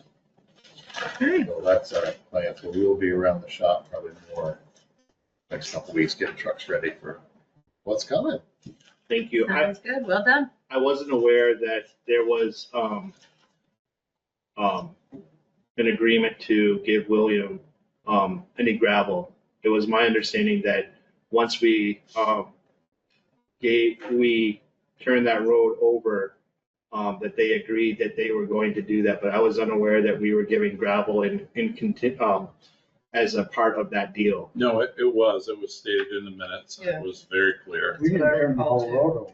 It was 3 loads of material. It thought it was gonna be stone one time. He didn't know what it was, but it turned out to be Okay, gravel. my memory is not the great. It was in Yeah. place of installing a completely new turnaround, I gotcha. and Okay. using his sugar house driveway Sure, as there's the a parking turnaround. lot.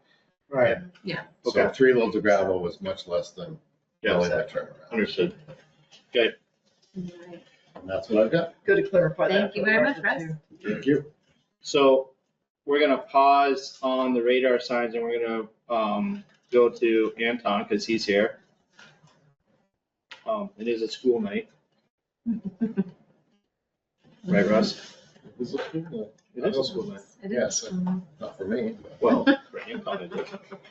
You have to go to school tomorrow? I do. Are you a every day. teacher? Oh, I didn't know that. You know, the truly educated never graduate. That's a good line, I like that. That's a skipper in my classroom. It's not original for me. That's what kids say when they say, how can you stay in high school so long? I say, the truly educated.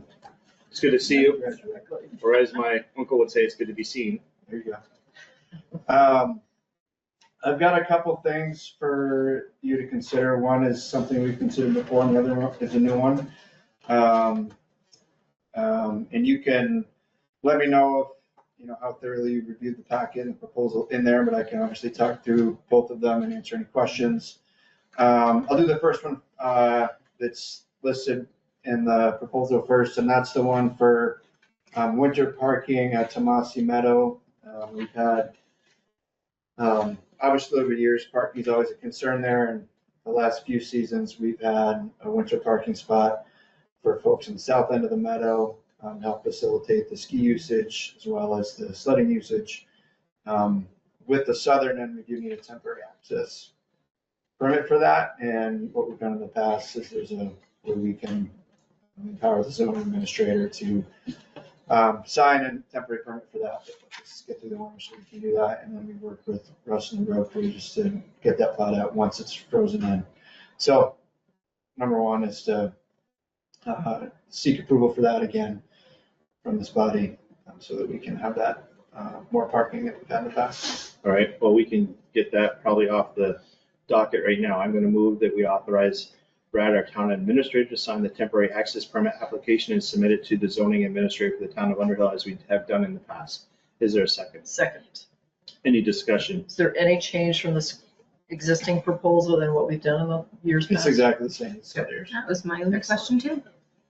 Okay. And now that we have, the only difference is we now have a chain up there that Russ installed the Mhm. gate, so we have better control on Yeah. when we close it. So I think it's a beautiful yellow chain. it's very nice. It is a Almost nice, like- very nice.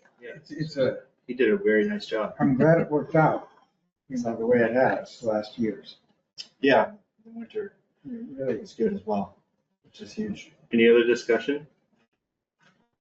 Ready for the question? All those in favor of authorizing the temporary access permit, please signify by saying aye. I, Those opposed with a nay. That motion carries 4-0. All right. The second part of the two-act play. The second part's a little bit bigger of an idea.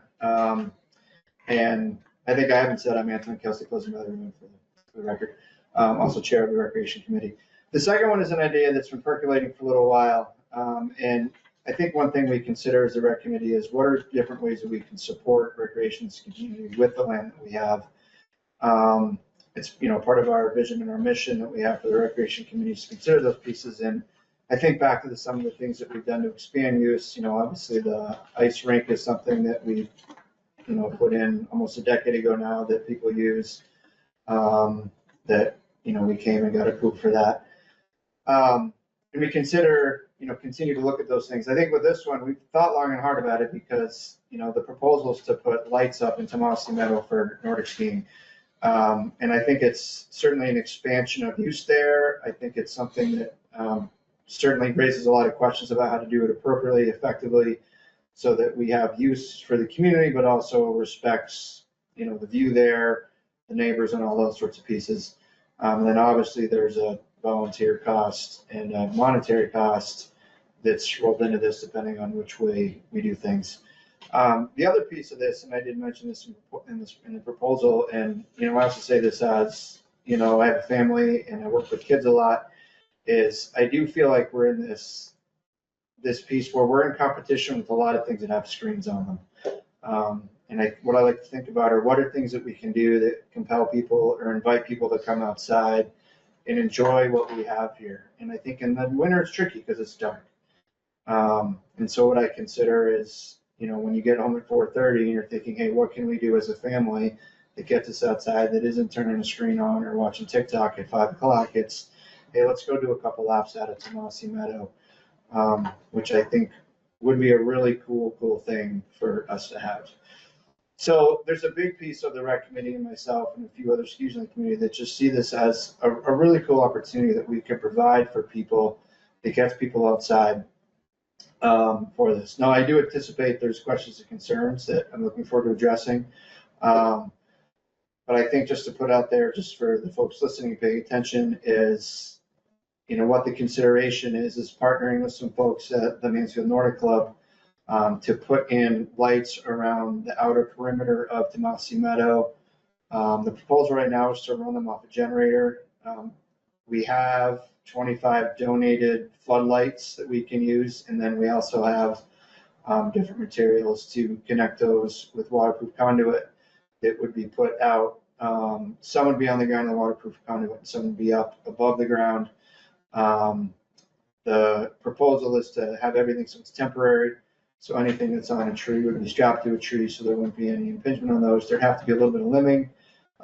And then the hope is that we could use some of the telephone poles to put some up that would then point obviously away from the road that would light the side that's on the road. We haven't fully looked into what the different permissions would be with some of those things. So there are some questions out there about, you know, pole usage and that sort of piece. But that's kind of the short version of things right now. I think other things to consider is when we would have these on. I like to think about what we have with the ice rink, where we have lights on pretty much every night until 9 o'clock, which is one way to think about this. With this one, we thought having it much more limited would be better. Having, you know, potentially 3 nights a week, having them off by 7 p.m. Would be something that would allow some decent evening use, but wouldn't be something that would be, you know, lights on that meadow any later hours, like anything after dinner or something like that. We did consider potentially having more, but then it was good to start with something that was just those 3 weeknights. And I think it's also put out there that there are some community organizations that would like to use it when it's lit, right? We have had partnerships with MNC already where they're Tuesday and Thursday. Mm-hmm. They generally start in the, you know, 3 to 4 range, and they've been ending at dark, which when it's the dark depths of winter, they're off at 4:30. This will allow them to stay there a little longer. Their plan is for Tuesdays and Thursdays is when they're often there. It's not everyone, but it's most. The other group that would use it occasionally would be the high school Nordic team, just to allow them to have practice a little bit more. So that would be the use, and then obviously be open to the public for all the hours that we have open. It's not like we would restrict any use based on anyone there. But I do like the idea that a lot of the use we've already identified with some of our partners are strongly biased towards our young people, which I think is really important. The other piece that we did is we're considering a lot in the safety piece in terms of lighting. How much should you have? What do you need so that you're making sure you're safe in the evening hours? So Brad reached out to the League of Cities and Towns asking for any guidance on that. There's no specific rules and regulations, but what Xander did, who we discussed with, was he found some lighting guidelines for the folks who produce the lights, for folks that do have lighted ski areas, that say, hey, these are some guidelines to follow that consider where the lights are pointed, the spacing, appropriate lighting for any obstacles. Signage was a big one, so that we know where the access points are at night, so that people are staying in the areas and they're accessing, coming and going appropriately. So signage is something we'd have to consider. That is not in the proposal, so that's something that would probably be a little more costly than I had there, because we would have to consider that really clear. So I think those are the pieces. I think the other big one is, you know, this is a temporary piece where we use volunteer labor to put things up and take things down, you know, throughout the time. Be a late November timeframe for putting things out, and then everything once we hit March, it's over. And that would be when we would, do our best to, weather permitting, get things taken off the meadow so that there would not be any noticeable impact for that.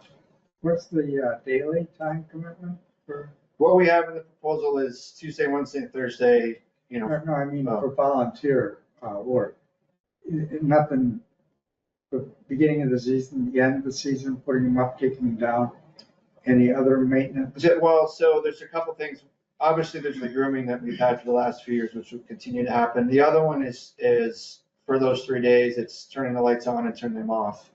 If you run off a generator, we'd have a smaller inverter generator that we'd use if we're quiet. We've even talked about constructing, insulated box to be quiet. Those are super quiet as it is. I don't know if you've heard them, but they're very quiet.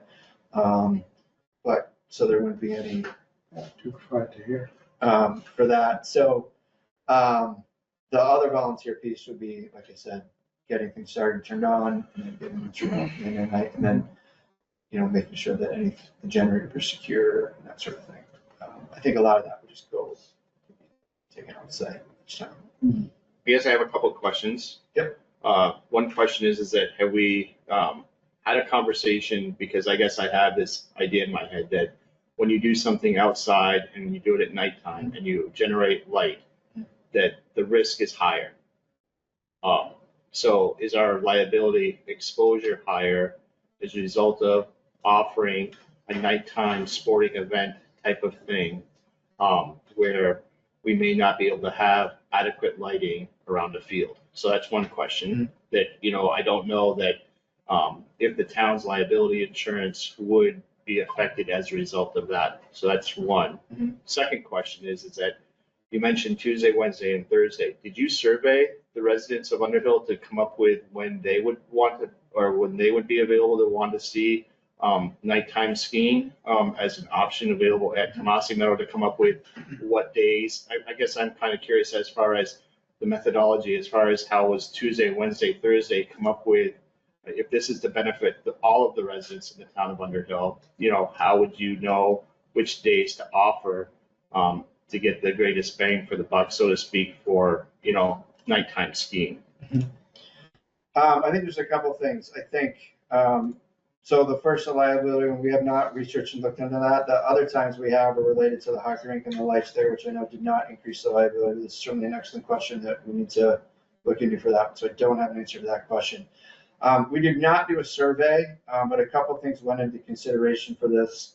One of them is, when we think about usage, one concern that we have is that we'd create a draw from outside the boundaries of Underhill a little bit. And so when you think about weeknights, that's just a different level of piece. And I feel like if you had something that's like a, Friday, Saturday, or even Sunday, those are times when people might say, hey, let's drive in from out of town to use this. And what I have a concern that what we're creating is a nighttime lit Nordic use that's free, and that we might have people that would come too much.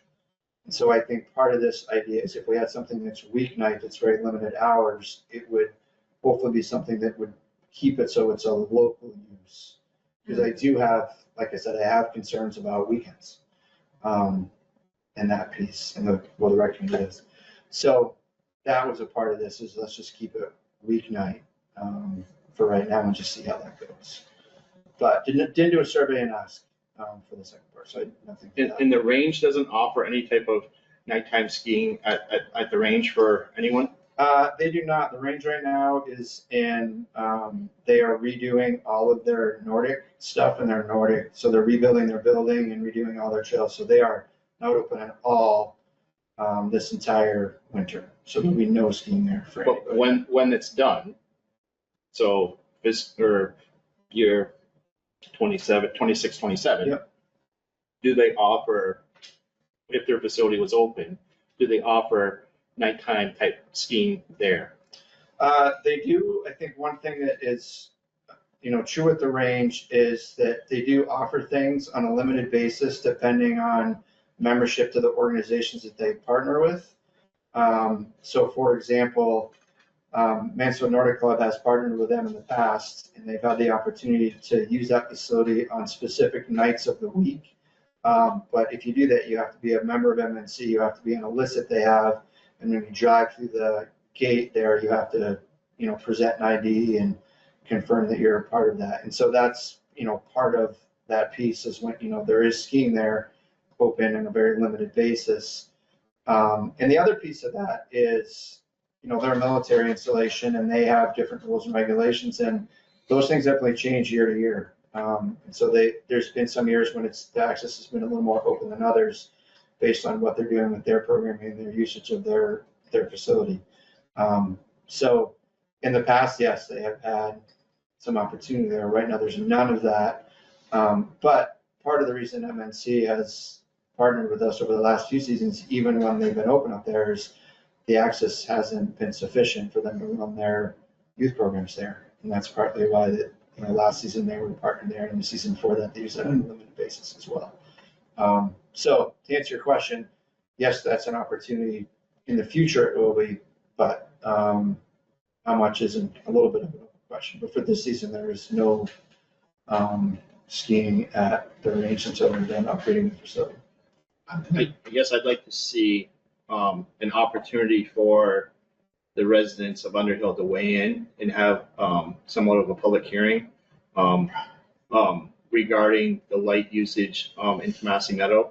I think it's one thing when you have the village in the center where there's already street lights and everything like that and having a lit hockey rink, but this is something completely different that the town has not been involved with as far as lighting the field. And there's a lot of feelings as far as the scenic beauty of the Tomasi Meadow and the view of Mansfield and everything like that. And I would be very cautious about wanting to light that field, even if it is for 3 days, without giving the public an opportunity to come forward and, ask questions or voice, support or opposition to the idea before, we take, an action and give, guidance. And I guess I also would question, if we would have to, if this is changing the use of the field, if we would have to go through our development review board process for them to consider the use of the field changing from what it is now to, this other proposed use. Yeah, we could certainly get input and have an open to the public warrant piece for this. Get input from folks. Have the immediate neighbors had any kind of reaction?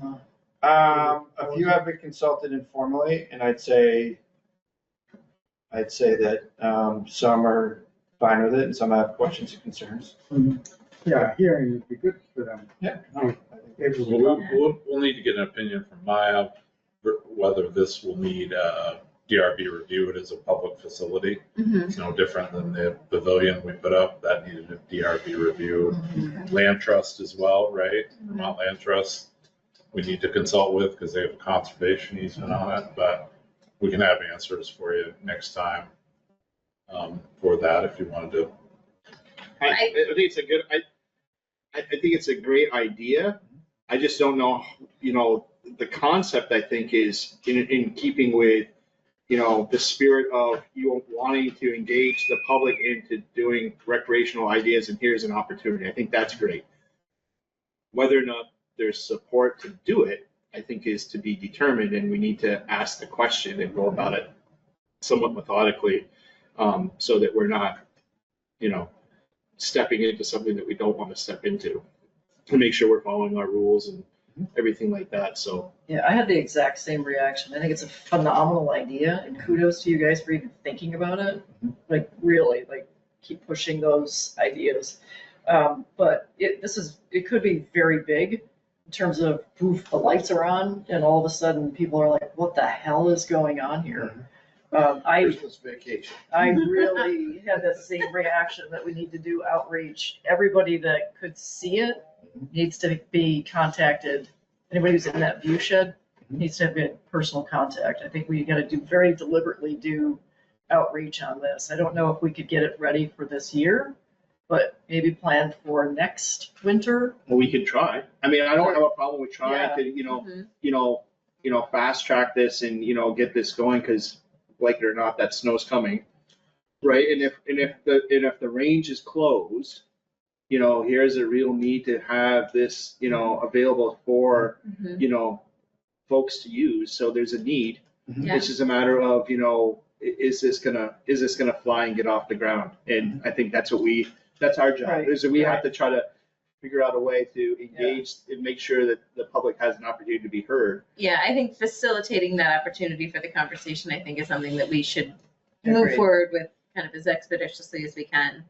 Because, I live right across the street from there. It makes me so happy every time when like the ski club has been there this last year to see them, all the families and kids and everybody out there, and the idea, and like, there are a lot of cars. And right now when they're finishing, I already am concerned of like, well, there's not lights in the parking lot and like lots of people coming and going. I just feel like having lights would just increase the safety and feasibility of the project like that to continue. And hopefully, just that hopefully it would be something that is even more of a draw to like using Tomasi Meadow more, even when it's not nighttime. Of seeing more people doing it, I think would increase people's, go right. That's just a great benefit of the town to have that. So I agree. I think it's a great idea, and be happy to help in whatever way to facilitate moving forward with getting that hearing or Well, conversation. they're gonna need going. somebody to turn it on and off the generator. I'll send the kids sledding down the That's driveway. right. So you want to put this on the agenda for next time, and we'll get some more answers to some of these questions. I think so. I think We need answers to the DRB question. Yeah. Yeah, and then the So- liability. in the And another land, thing in the that land gets- trust too. Other thing to consider, put on our checklist is what about parking? Because if this becomes really popular, which it really could conceivably be super popular, all of a sudden we don't have parking. Yeah, I mean, the one thing I consider with that is when we had the highest usage last year, which is when there was a couple times when we had the high school team there and the MNC folks there and just people skiing on really nice sunny afternoons, and we had enough. Okay. And so and that was like when the sun was out. So I think based on the expansion that Russell's crew did on that parking lot last summer and what we have at Sutherland, I do think that there's enough, because we never had issues with people parking in the road last year. And even when we planned ahead and MNC planned ahead to have literally people helping people park in that lot just to manage that, because we were concerned about it. Mhm. So, and that's a piece of this with all of this that is a consideration. But I think last year we had those times when it was everybody, we still fit them all. Great. So And that, I think the concern around weekends is a pretty valid one, if thinking about how much larger that draw would be, to be, at least for this year, I think keeping it on the weeknights makes sense. I appreciate very much your written analysis of the whole project, because that in itself shortens we've got a lot of stuff there. And expedited, it helps the process to be done quickly. Okay, so we've got some questions to ask, and then I'll discuss with Brad about how best to set up the public hearing. Just properly Well, warned and everything like that. If a DRB hearing is required, that's going to be a public hearing Okay. where all the abutting landowners get certified mail of the hearing. Okay. So, however, I'm not sure how far reaching that would be.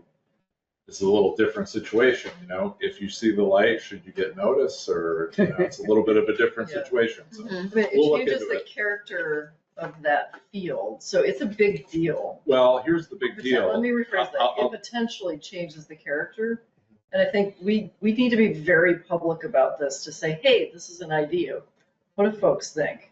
I think a public hearing in the select board is a really good idea. We at least can invite people in. Sure, the benefit of the hearing with the development review board is it's an avenue for someone to appeal the application, Gotcha. right? Mm. So They get notice? I How do just- people get notice? certified mail. But what about the whole town? No, not the whole town, but if you wanted to do something separate, that's Okay. fine. Okay. I think what we need to be very mindful is if we start to become something that we could define as a Nordic ski facility, those are not allowed in the water conservation district. So we need to tread a little lightly. That's not an allowed use in this district, which seems a little crazy, but it's, so there's a fine line with having the public, skiing around there and then running a Nordic ski facility. So we're going to want to get some advice from zoning, from our attorney, land trust. Is that, what's the district, we can talk offline, what's the district up, the northern end of Irish Settlement? Is it the same district? You said the watershed district is here. No, water conservation. Water conservation. Zoning district.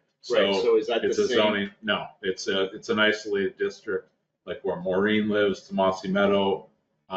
What we're, the school, it's a designated 5-acre zone district, but there's allowed uses in each zoning district. And within the water conservation district, a Nordic ski facility is not allowed. Gotcha. So, but Gotta there's a be clear public on our use. definitions. Right, there's a public use, we have a conserved area that we ski on, we groom it once in a while. It's not really a facility, No. but it is a public use. Any public use needs development review board approval. It's what we're doing here with so we'll find some answers out. Right, so we can't open up a place for charging ticket fees and that kind Or of stuff. anyone's property from it, for that Yeah, matter. exactly. It's different. So, Okay. but we'll get you back on earlier next time, so late. It doesn't matter. I mean, later's okay because I'm gonna have dinner first and then come back. Oh, Should I get the porta loaded in this year? I'm not sure. I'm gonna, we're gonna consider that again. But I probably, I thought it was fine and it was well hidden and it worked, so. It was Yeah. well hidden. Yeah, Mhm. I think I used, It's really I think it was good. Yeah. It was a I good think that's service a- provided. I gotta go every night. so we're about 20 minutes over schedule, just to let everybody know. So we're good with that now? Come on, Mike. Okay. You do. All right, are we good with Anton? I think so. Also, congratulations and thank you for the work on the playground at the town pond. You're welcome. My kids and my whole family and every family I interacted with at the pond this summer has been thrilled about the addition of the playground there. It's Yeah, a real huge Really, improvement, really so nice. thank you It's for, like better than I imagined it would be. it's great. Fits so well. Looks really They good. packed a lot of like different types of activities into a very small Yeah. footprint. It's very well done, so Yeah, no, it's nice. thank you to the rec committee. Yeah, and the ARPA committee for. Yeah. Providing that money. All right, thanks all. Okay, Thank you. thank you. Thanks.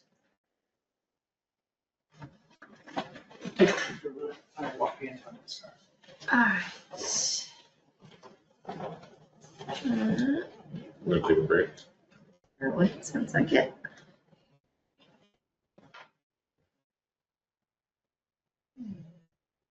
If we had lights, you wouldn't have people watching the ground. Little puppy. I Sleeping with the old puppy. do think it's a great idea, Thank Yeah, it's all right. because, there's nothing worse than, especially in December, So it's far, 4 we've been o'clock getting and it's dark, and very like good Anton said, sleep. The old dog is. if you wanna, Sometimes she gets a little bit. you wanna get outside, get Sits some fresh for a bit. air, especially after being in traffic, We're pretty gonna cool. go in another room, but Yeah, They That's play neat. together a ton. Nice. I think it's giving her a little. and if anybody can pull out, it's these That's guys. good. That's great. Bolton Valley had talked to everybody that could see their lights. Could see them all Yeah, in right. Essex. No, they're under Act 250, so. Yeah, everybody had a chance to weigh in. Yeah. Well, I do remember looking out my front window when I moved here, seeing the Underhill ski bowl lights. No, there you And I go. said, what is that? It's pretty cool to see. Yeah. Where those lights are, maybe they could get those lights.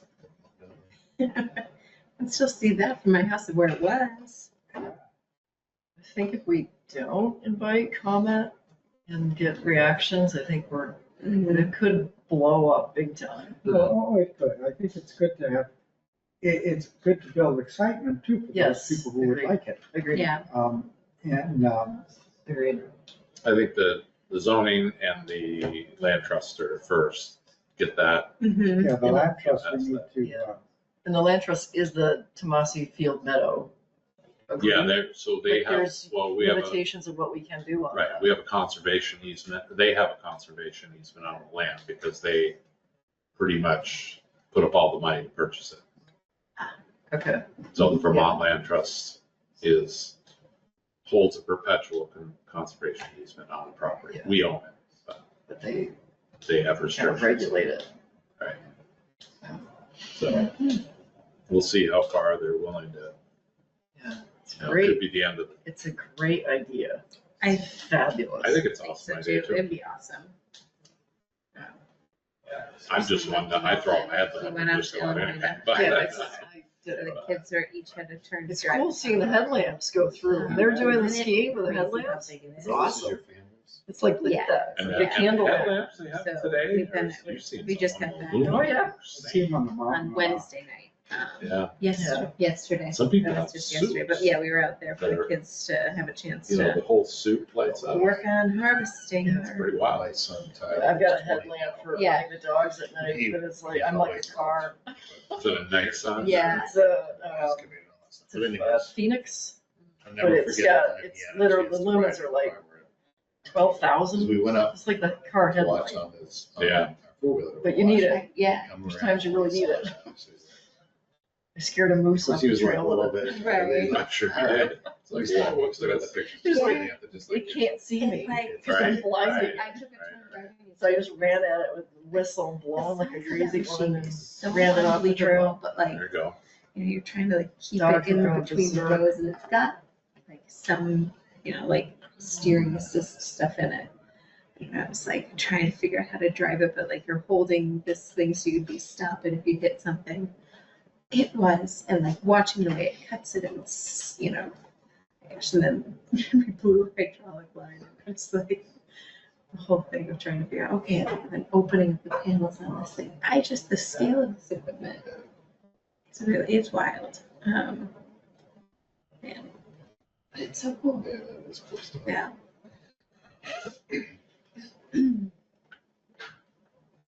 Kind of by Boyden Farm this last week. Mhm. Truck rolling out of there. Yeah. This is the soybean. I debated for you. Oh, The soybeans, thank you. Yeah. Where are we at? We're gonna look at the speed signs. Okay. 7:58. All right. We're gonna speed by the speed sign. So I put in your packet the quote for the speed signs, and this was a budgeted item. We agreed to buy 2 more signs. The difference this year, and the prices keep going down, so this, I think the quotes we got during budget season were a little bit higher than those, I believe.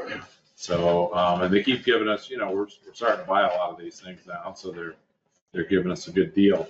The difference is, I think, I can't find it here, but they have typically when the speed sign comes, another sign comes that Russ mounts underneath it, says your speed.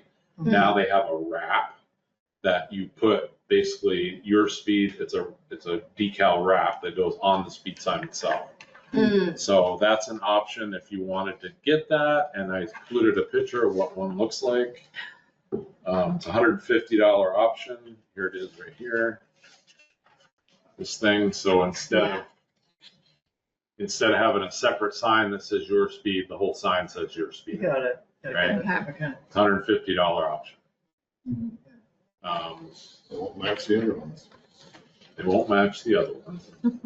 It's all about matching. How much do the signs cost? So it's in your packet That we there. go- It's the, The I had a motion there for Bob, so the signs, 2 motions.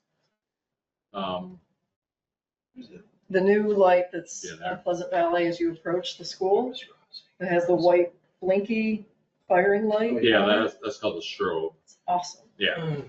It's totally I awesome. thought you Yeah. say it's awful. It's awesome. It slows me right down. It- Yeah, the strobe is, yeah. yeah. That's your shock collar. That's another option. That costs a little bit more though.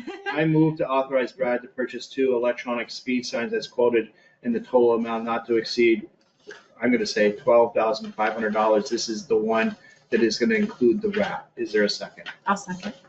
Is there discussion? No e-collar. No e-collar. Okay, that's more money. For members of the board that Pretty go sure speeding by, they have to wear the collar and get zapped. Pretty sure these included the Just my strobe. kids in the back seat, like, Have Mom. you ever seen the one in Cambridge though Yeah. that says you're Thank Too you. fast. Yeah. Thank you when you do it I right. kinda like that. No, me too. I never get So that. that's a big shift to go from 45 to 25 like that. It You is, really but like- it says you're going too fast. Too fast. So I Yeah. personally don't think it's effective as the ones we have because it's too much information. It's like, it's flashing the speed at you. It's simple. I'm going too fast. Yeah. When you're going the right speed, the flashing stops. When you're really going fast, the strobe That hits you. strobe is amazing. I like the one in Cambridge, Russ. Dumps do. me in my I think tracks. That's my idea. That's all right. I just Maybe the next one, we can check in on that other one. Do we need to vote on that motion? Yeah. We do. Are you ready? I'm ready. Is there, everybody else ready?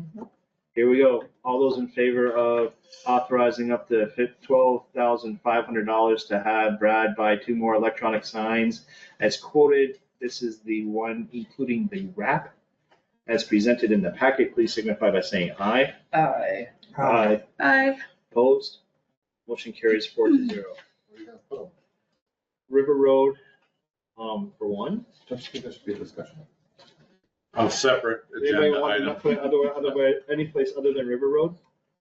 I like the one, I don't know if you saw the temporary one that was stuck out on River Road Yeah. out here at the corner. Yeah. Yeah, I think that is a great spot. I thought so. I think it's a great spot. I think you need to think about geographically putting these in maybe a little different areas. Maybe we Mhm. need one out the north end of Pleasant Valley. Yeah. Not sure. I think that you're right, and then we have that one that is the portable one. But I do strongly feel that there is a lot of speeding that is going on River Road. Yeah. So I know we're getting 2. Honestly, I would love to have one put on River Road. The question's gonna become, are we going to capture people coming from Jericho into Underhill and have it face that way? Or are we gonna have it, facing the folks, leaving the center and coming on River Road? I think the one where we've got it now is perfect. It's coming, we're clearly gonna catch all the traffic. It's on the straightaway. It's people coming into Underhill Center and that's. Okay. But either way, we can, and you could, not that you want to get in the habit of moving them, but you could maybe figure out some kind of a system to just have it on one side of the road 1 year and move it over the other side. We can figure that out once we get them. Let's get them. Let's get them here and then we can figure out exactly where we're gonna put them, because I don't want Russ to be upset. I think Depot Street's a good place for them, Yeah. On what end? by the railroad station. Okay. All right, so it's 8:04.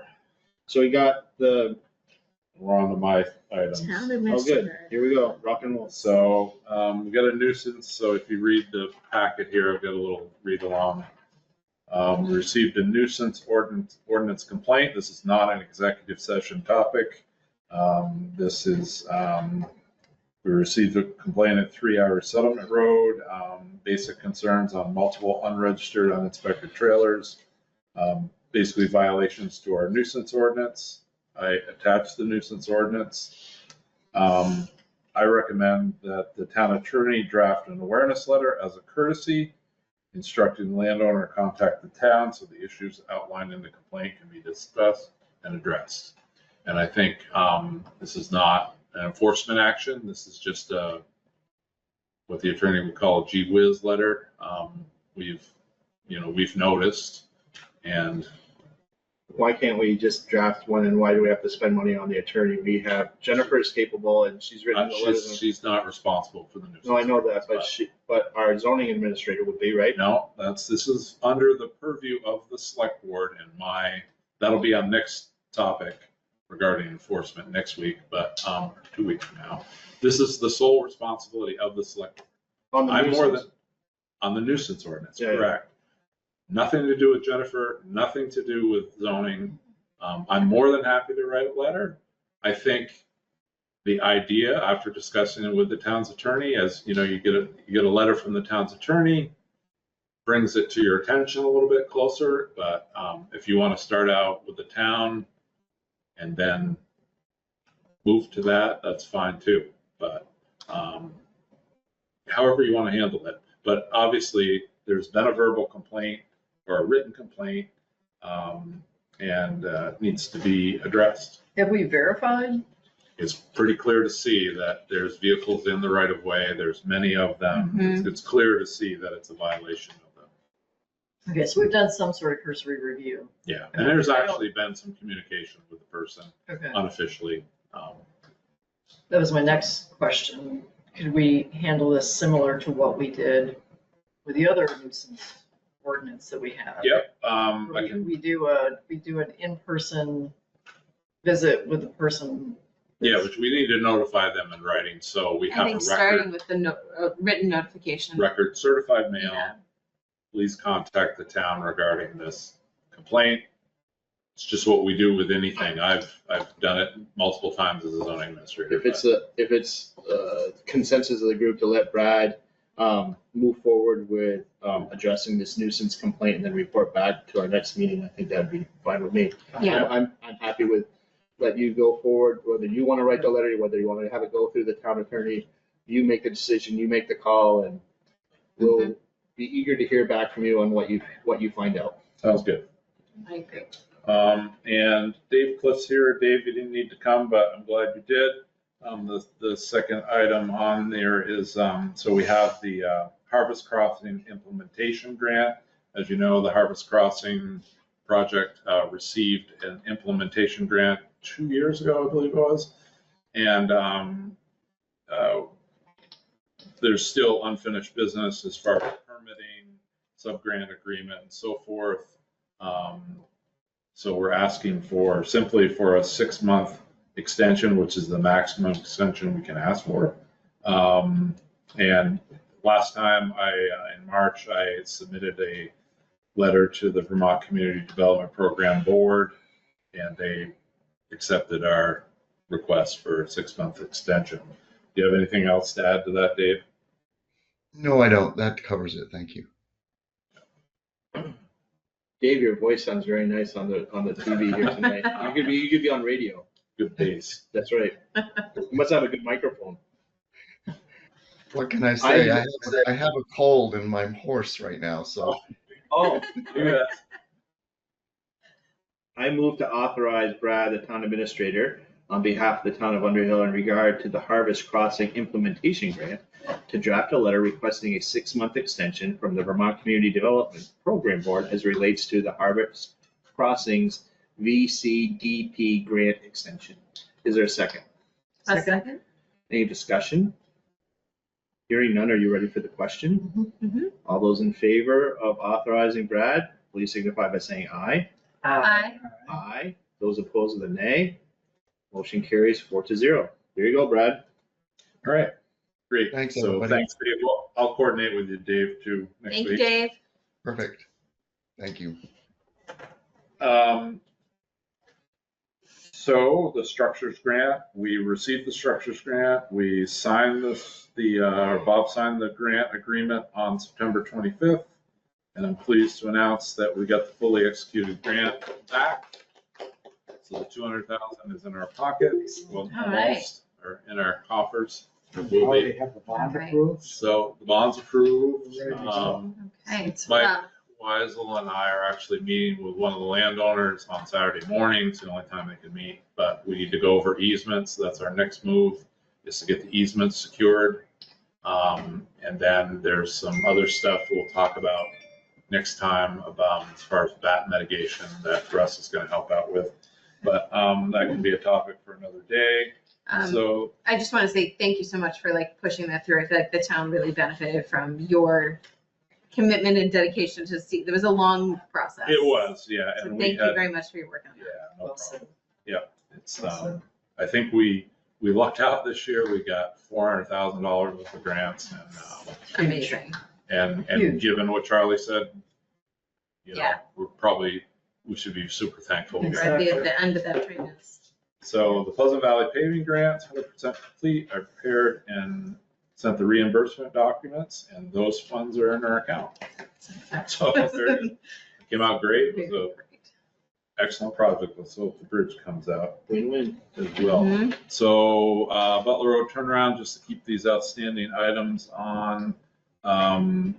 Nothing really new. I'm just trying to get the surveyor there to map things out. Sounded like Russ has got the other items that we, The road department's done. road department's done. So we're looking to get the surveyor out there to map the area. Robinson property, same thing. It's, I've reached out to several contractors. Still waiting for somebody to review the work. Who's the surveyor for Butler Road? We're gonna have Button professional round surveyors, the ones that helped us with the sidewalk here. I was just gonna have them go up and spend a couple hours doing it. And they told you when they thought they were gonna have that? No. I just need to coordinate with them to get them up there so I can be there with them to let them know what I want located. Yeah. I was just wondering, like, if we can anticipate by the 1st of December, that we're gonna get some type of, report back from them? Is that a fairly reasonable expectation that? It is. Yeah, it is. By the 1st of December, that Before we'll have snow something? flies, for sure. Yep, before snow flies. This is definitely on, Nice. That could be like tomorrow. that's not tomorrow. So you got 6 weeks, this first little bit of. We stuff heard on it here first, so we should put money on this after Oh, hours. I like that. I like that. Brad said, Yeah, 6 That's weeks. right, I'll stop before that. That's who's So- buying donuts. Last thing on there was the Underhill Center sidewalk. So I did meet with Tina Heath, Wetlands. She's a district coordinator here. The areas that I was concerned about, she's also concerned about. I've reached out to Dory Barton. She's a local ecologist in Huntington. She's agreed to come and do delineation. Her rate's $105 an hour. Again, we don't have to bid this out as professional service. I don't think, I'm going to ask her how long it's going to take, but based on my experience, I've been doing it 30 years. I can't imagine it costing more than, it'd be less than $1,000 to get that delineation done. So, and then we'll have Button, who did the project here, just come in, pick up the wetland flags, and then we'll keep progressing forward with that project. Hopefully it won't slow us down. I talked to Tina and she said, so long as we're in our, we're on the traveled way, we may have to, extend the bank. That's where but we'll most likely follow under a general permit. So, but we still have to do all these things. So I'm just going to keep working at that until you tell me to stop. And these aren't big ticket items. They're all under the ARPA spending. They're just things that have to be done. Okay, And to awesome. get them done expeditiously, we need to just keep moving. Mhm. So that's all I have, I think. Okay, Great well, rundown. that was enough, wasn't it? Mhm. It was enough. Yeah, It's All great. right, so excellent. before I say closing, public comment period, I'm just reviewing real quick that we've done everything. Yeah, good question. I forgot to bring one thing up that probably I need to, about our visitor. Oh, right. I had it on my list, but for some reason I skipped over it. Visitor? Our OSHA, Oh, I don't know if everybody knows that. no, why don't you enlighten everyone? Last, 2 weeks ago on Tuesday, we got a surprise visit from OSHA at the town branch. Mhm. And, So no warning at all? Interesting. And for Maureen's sake, OSHA is the Vermont section of OSHA. Got it, okay. Yeah, sorry about And well, at first it was like, is that a person? Is that an animal? And then I got that. bit by it. It was Well, a we're kind of person. an animal. Really? It was a person. Sorry. Got it. And now So, I'm unblocked. yeah, so we had a surprise inspection done at the town garage. And here at the town hall as well. Don't have really a lot to report yet, other than with it, we didn't get any kind of, this is what we found, other than me walking around with him and what I picked up with some of our conversations. I knew some of the things that he has found, that his intention is finding the town.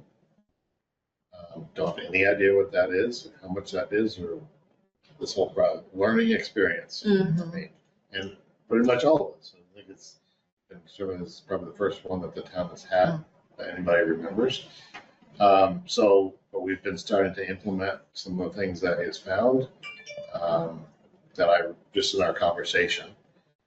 How I understand it is he will come back with a closing comment or comment period. And I don't know when that is. I haven't heard anything from him since the day he was here. It'd be 3 weeks ago now. No, that's, Was it 2 weeks? 2 weeks ago, Tuesday. And, but anyways, a lot of it had to do with safety data sheets, which is about with chemicals and things we have within the facility, just to make sure that if something happens, we can go to it. And we had some, but it was not updated. So anyways, we've, with Brad's help and Mandy's help, really, she's working on that with myself, and we've got a nice setup going. nice binder. That's almost complete. Good. When that gets complete, or when you are at a point where you have addressed the areas that you think you were deficient, or we were deficient in, it's not you, it's us. We need to communicate that we believe that we are now in compliance before that report is written.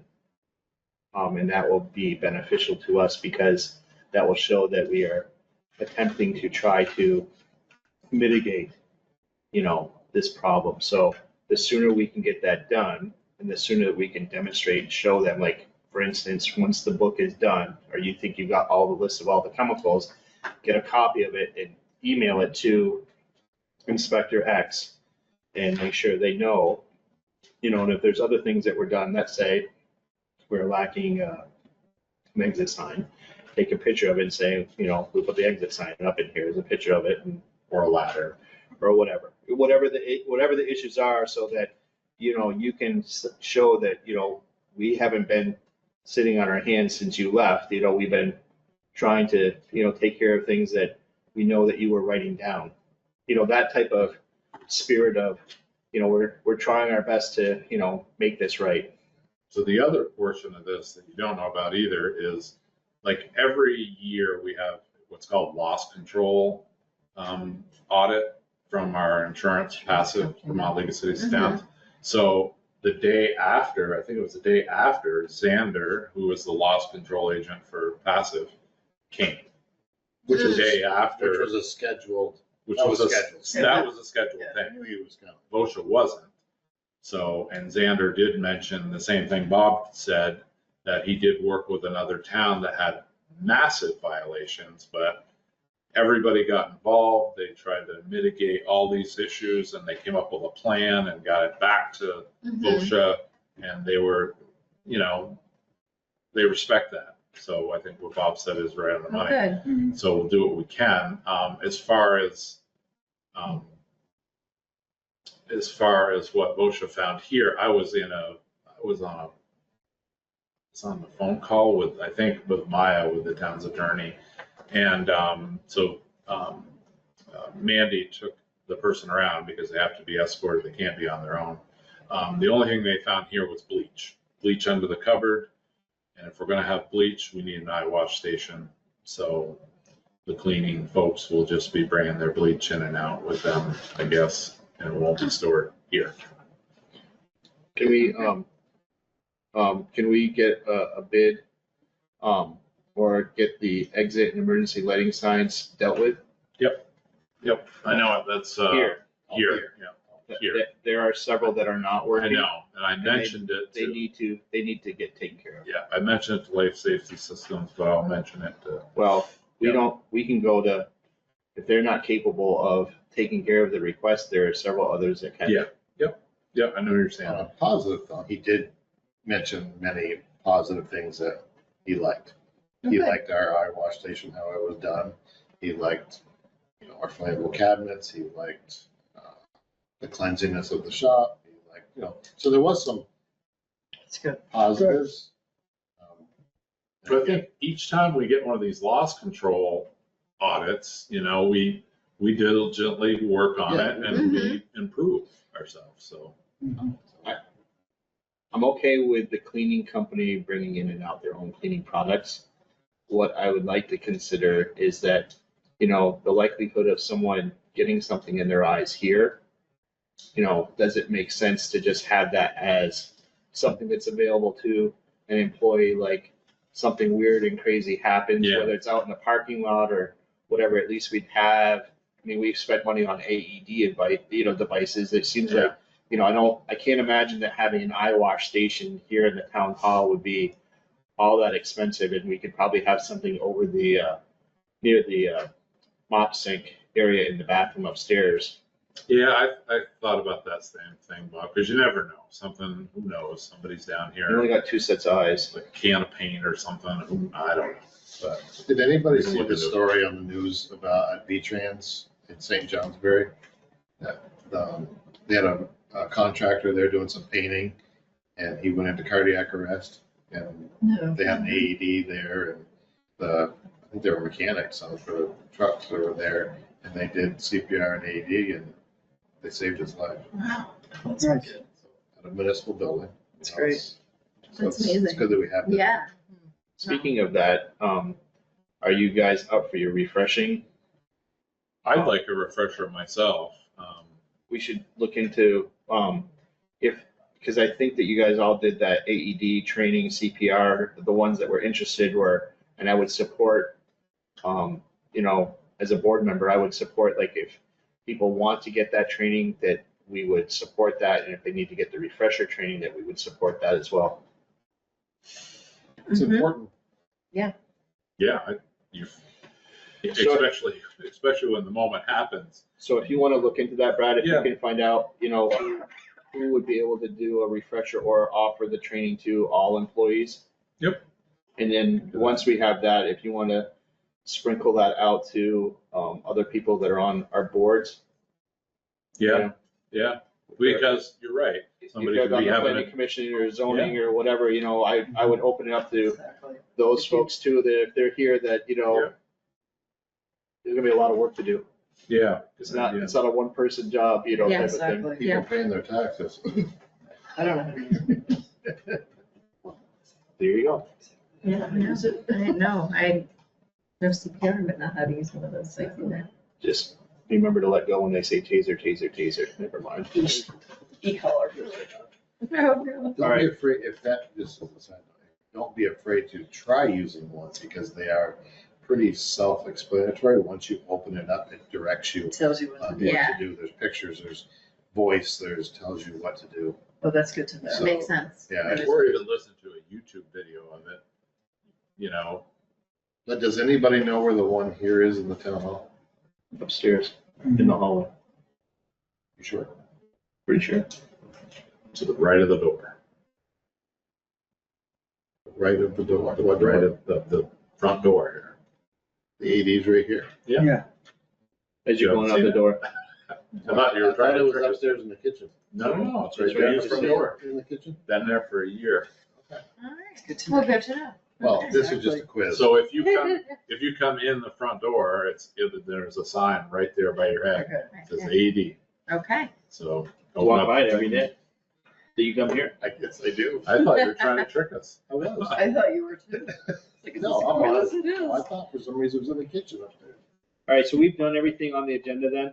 Let me I think we have, yes, you're right. We have. So we still have to do Closing public comment. warrants. That's where we're at? Yeah, Yeah. and there's no one here. There's no one here in the town hall, and it doesn't look like there's Mm. anybody in the virtual world, except for Donna. We love you, Donna. And then, so then you're on to Review and approve the warrants and minutes for September 11th and the 25th meeting, so I have those. So I have minutes for September 11th. I was not here, so I will not be voting, so we'll have to do a roll call vote. But are there any adjustments to, I'll move that I can move it. Sure. I'm gonna move that we accept the September 11th, 2025 select board meeting minutes. Is there a second? Second. Is there any discussion? Like I said, I was not present, so we'll have to do a roll call vote. So Bob Stone abstain. Patty Richards, aye. Maureen Collins Cole, aye. Dan Steinbauer, aye. So the motion passes 3-0 to 1. Then the next one is, Well, we have warrants that are on your this is the right other. hand side. Oh, I'm the sorry. meeting Yeah, minutes. Special meeting. yeah. Let me give this to you, Brad. Do I have to sign it? Yes. I'll sign it. The next one is gonna be to approve the special select board meeting that occurred on September 25th, 2025. Those absent were Maureen and Shara. Oh, Oh, no, I Maureen, was you were there. here. I You was were, remote. no, I'm sorry. Yep. Dan, you were Dan absent. was You were in the Emerald Isle, I think, No, I was somewhere else. All right. Italy. Oh, yeah, almost as good. Any discussion on the meeting minutes for the 25th? Yep. Hearing none, ready for the question? Roll call vote again. Bob Stone, aye. Patty Richards, aye. Maureen Collins Cole, aye. Dan Steinbauer abstained. So that carries 3-0 to 1. Today is the, Right. Yes. okay, so next is gonna be warrants. Got a host of them. So this is a payroll for warrant for dated 10/6/2025. I move to accept that. Is there a second? Second, Any discussion? Hearing none, are you ready for the question? Mhm. All those in favor of approving the payroll warrants dated 10/6/2025, please signify by saying aye. aye. Aye. Aye. Aye. Those opposed, the nay. Motion carries 4-0. I move that we approve the warrants dated 9/26/2025 as presented. Is there a second? Second, Any discussion? Hearing none, are you ready for the question? All those in favor of approving the warrants dated 9/26/2025, please signify by saying aye. aye. Aye. Those opposed, the nay. That motion carries 4-0. I move that we accept the payroll, or the warrants dated 10/6/2025. Is there a second? Second, Any discusussion? So those just need signatures. You approved them already. It was just, Okay. everyone was remote on the 25th, so we just didn't get all the signatures. All those, any questions as relates to the 10/6 warrant? Hearing none, are you ready for the question? All those in favor, please signify by saying aye. Aye. Aye. aye. Those opposed? That motion carries 4-0. I did this. Sorry. I grabbed that too fast.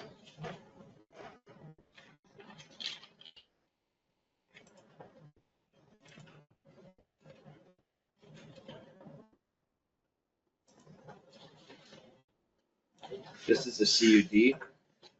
No, that's correspondence. Okay. So Hold on. we're not quite there yet. So we reviewed and approved the warrants. Member items, correspondence, announcement, schedule. We have examination of the premise for the Mountain Road on October 18th on Mountain Road at 1 o'clock, and the hearing is scheduled for the next regular select board meeting dated for October 23, 2025. Yep, so so I just go over quick. So Saturday, it'll be not this Saturday, but next Saturday at 1 o'clock, we'll convene at the winter parking area on Mountain Road. No testimony is to be taken. It's just for you to inspect the road and the premises, just like we did with Butler. And then any testimony will be taken at the hearing, which will be the following Thursday, which is your regular meeting. So we don't need to take any minutes or anything like that. We're just I'll take going to. attendance. I'll take attendance. And you want to meet at the Tomasi, or you want to meet here? You want to meet? We're going to meet at the winter parking. We can meet here ahead of time and carpool up, or we can just meet at the winter parking area. Where's the winter parking? So as you're going up Mountain Road, you get to the top and it turns to dirt. And then it's about basically a little less than about half a mile. I know where you on are. your left. Yeah. but I'm just wondering, We should be here. why don't we meet here at 1 and then we can go up? Well, we have to be there at 1. We have to be up there at 1, so why don't we meet here at 12:30? Sure. And I will not be in attendance. My sister's getting married that day. You can remote in. Just kidding. Yeah, my You can sister's come getting too. married. I've got a lot of obligations that day. Well, that's exciting. It is exciting. It'll be a very fun day. So yeah, the big thing with that is no testimony. Don't let anybody give any testimony. It's solely for you to view the premises. Bring the earmuffs. Yeah. Okay, so we got that behind us. We got some correspondence here.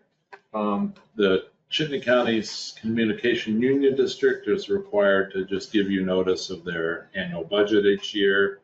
I sit on that board, and there's little updates about what's happened in the communications world as far as broadband. This is all in the packet. This is all in the packet, just correspondence for you. And I think that's it. You wanted to do an Just one executive thing I want to session. put on the record. Oh. Just quickly, I think it's important. Willie Wilcox did a fantastic job mowing Oh, I thought so too. or brush hogging Casey's Hill that area. Top notch job. I agree. Super, That's really super good. nice. So just for the record, good job, Willie. Ideal conditions too, dry. Yeah, Perfect. exactly. Yeah. Can we send him a letter, please? Yeah, we pay him to do it, but certainly send him a letter, yeah. That'd be nice. We appreciate this. Just Just Thank you. I mean,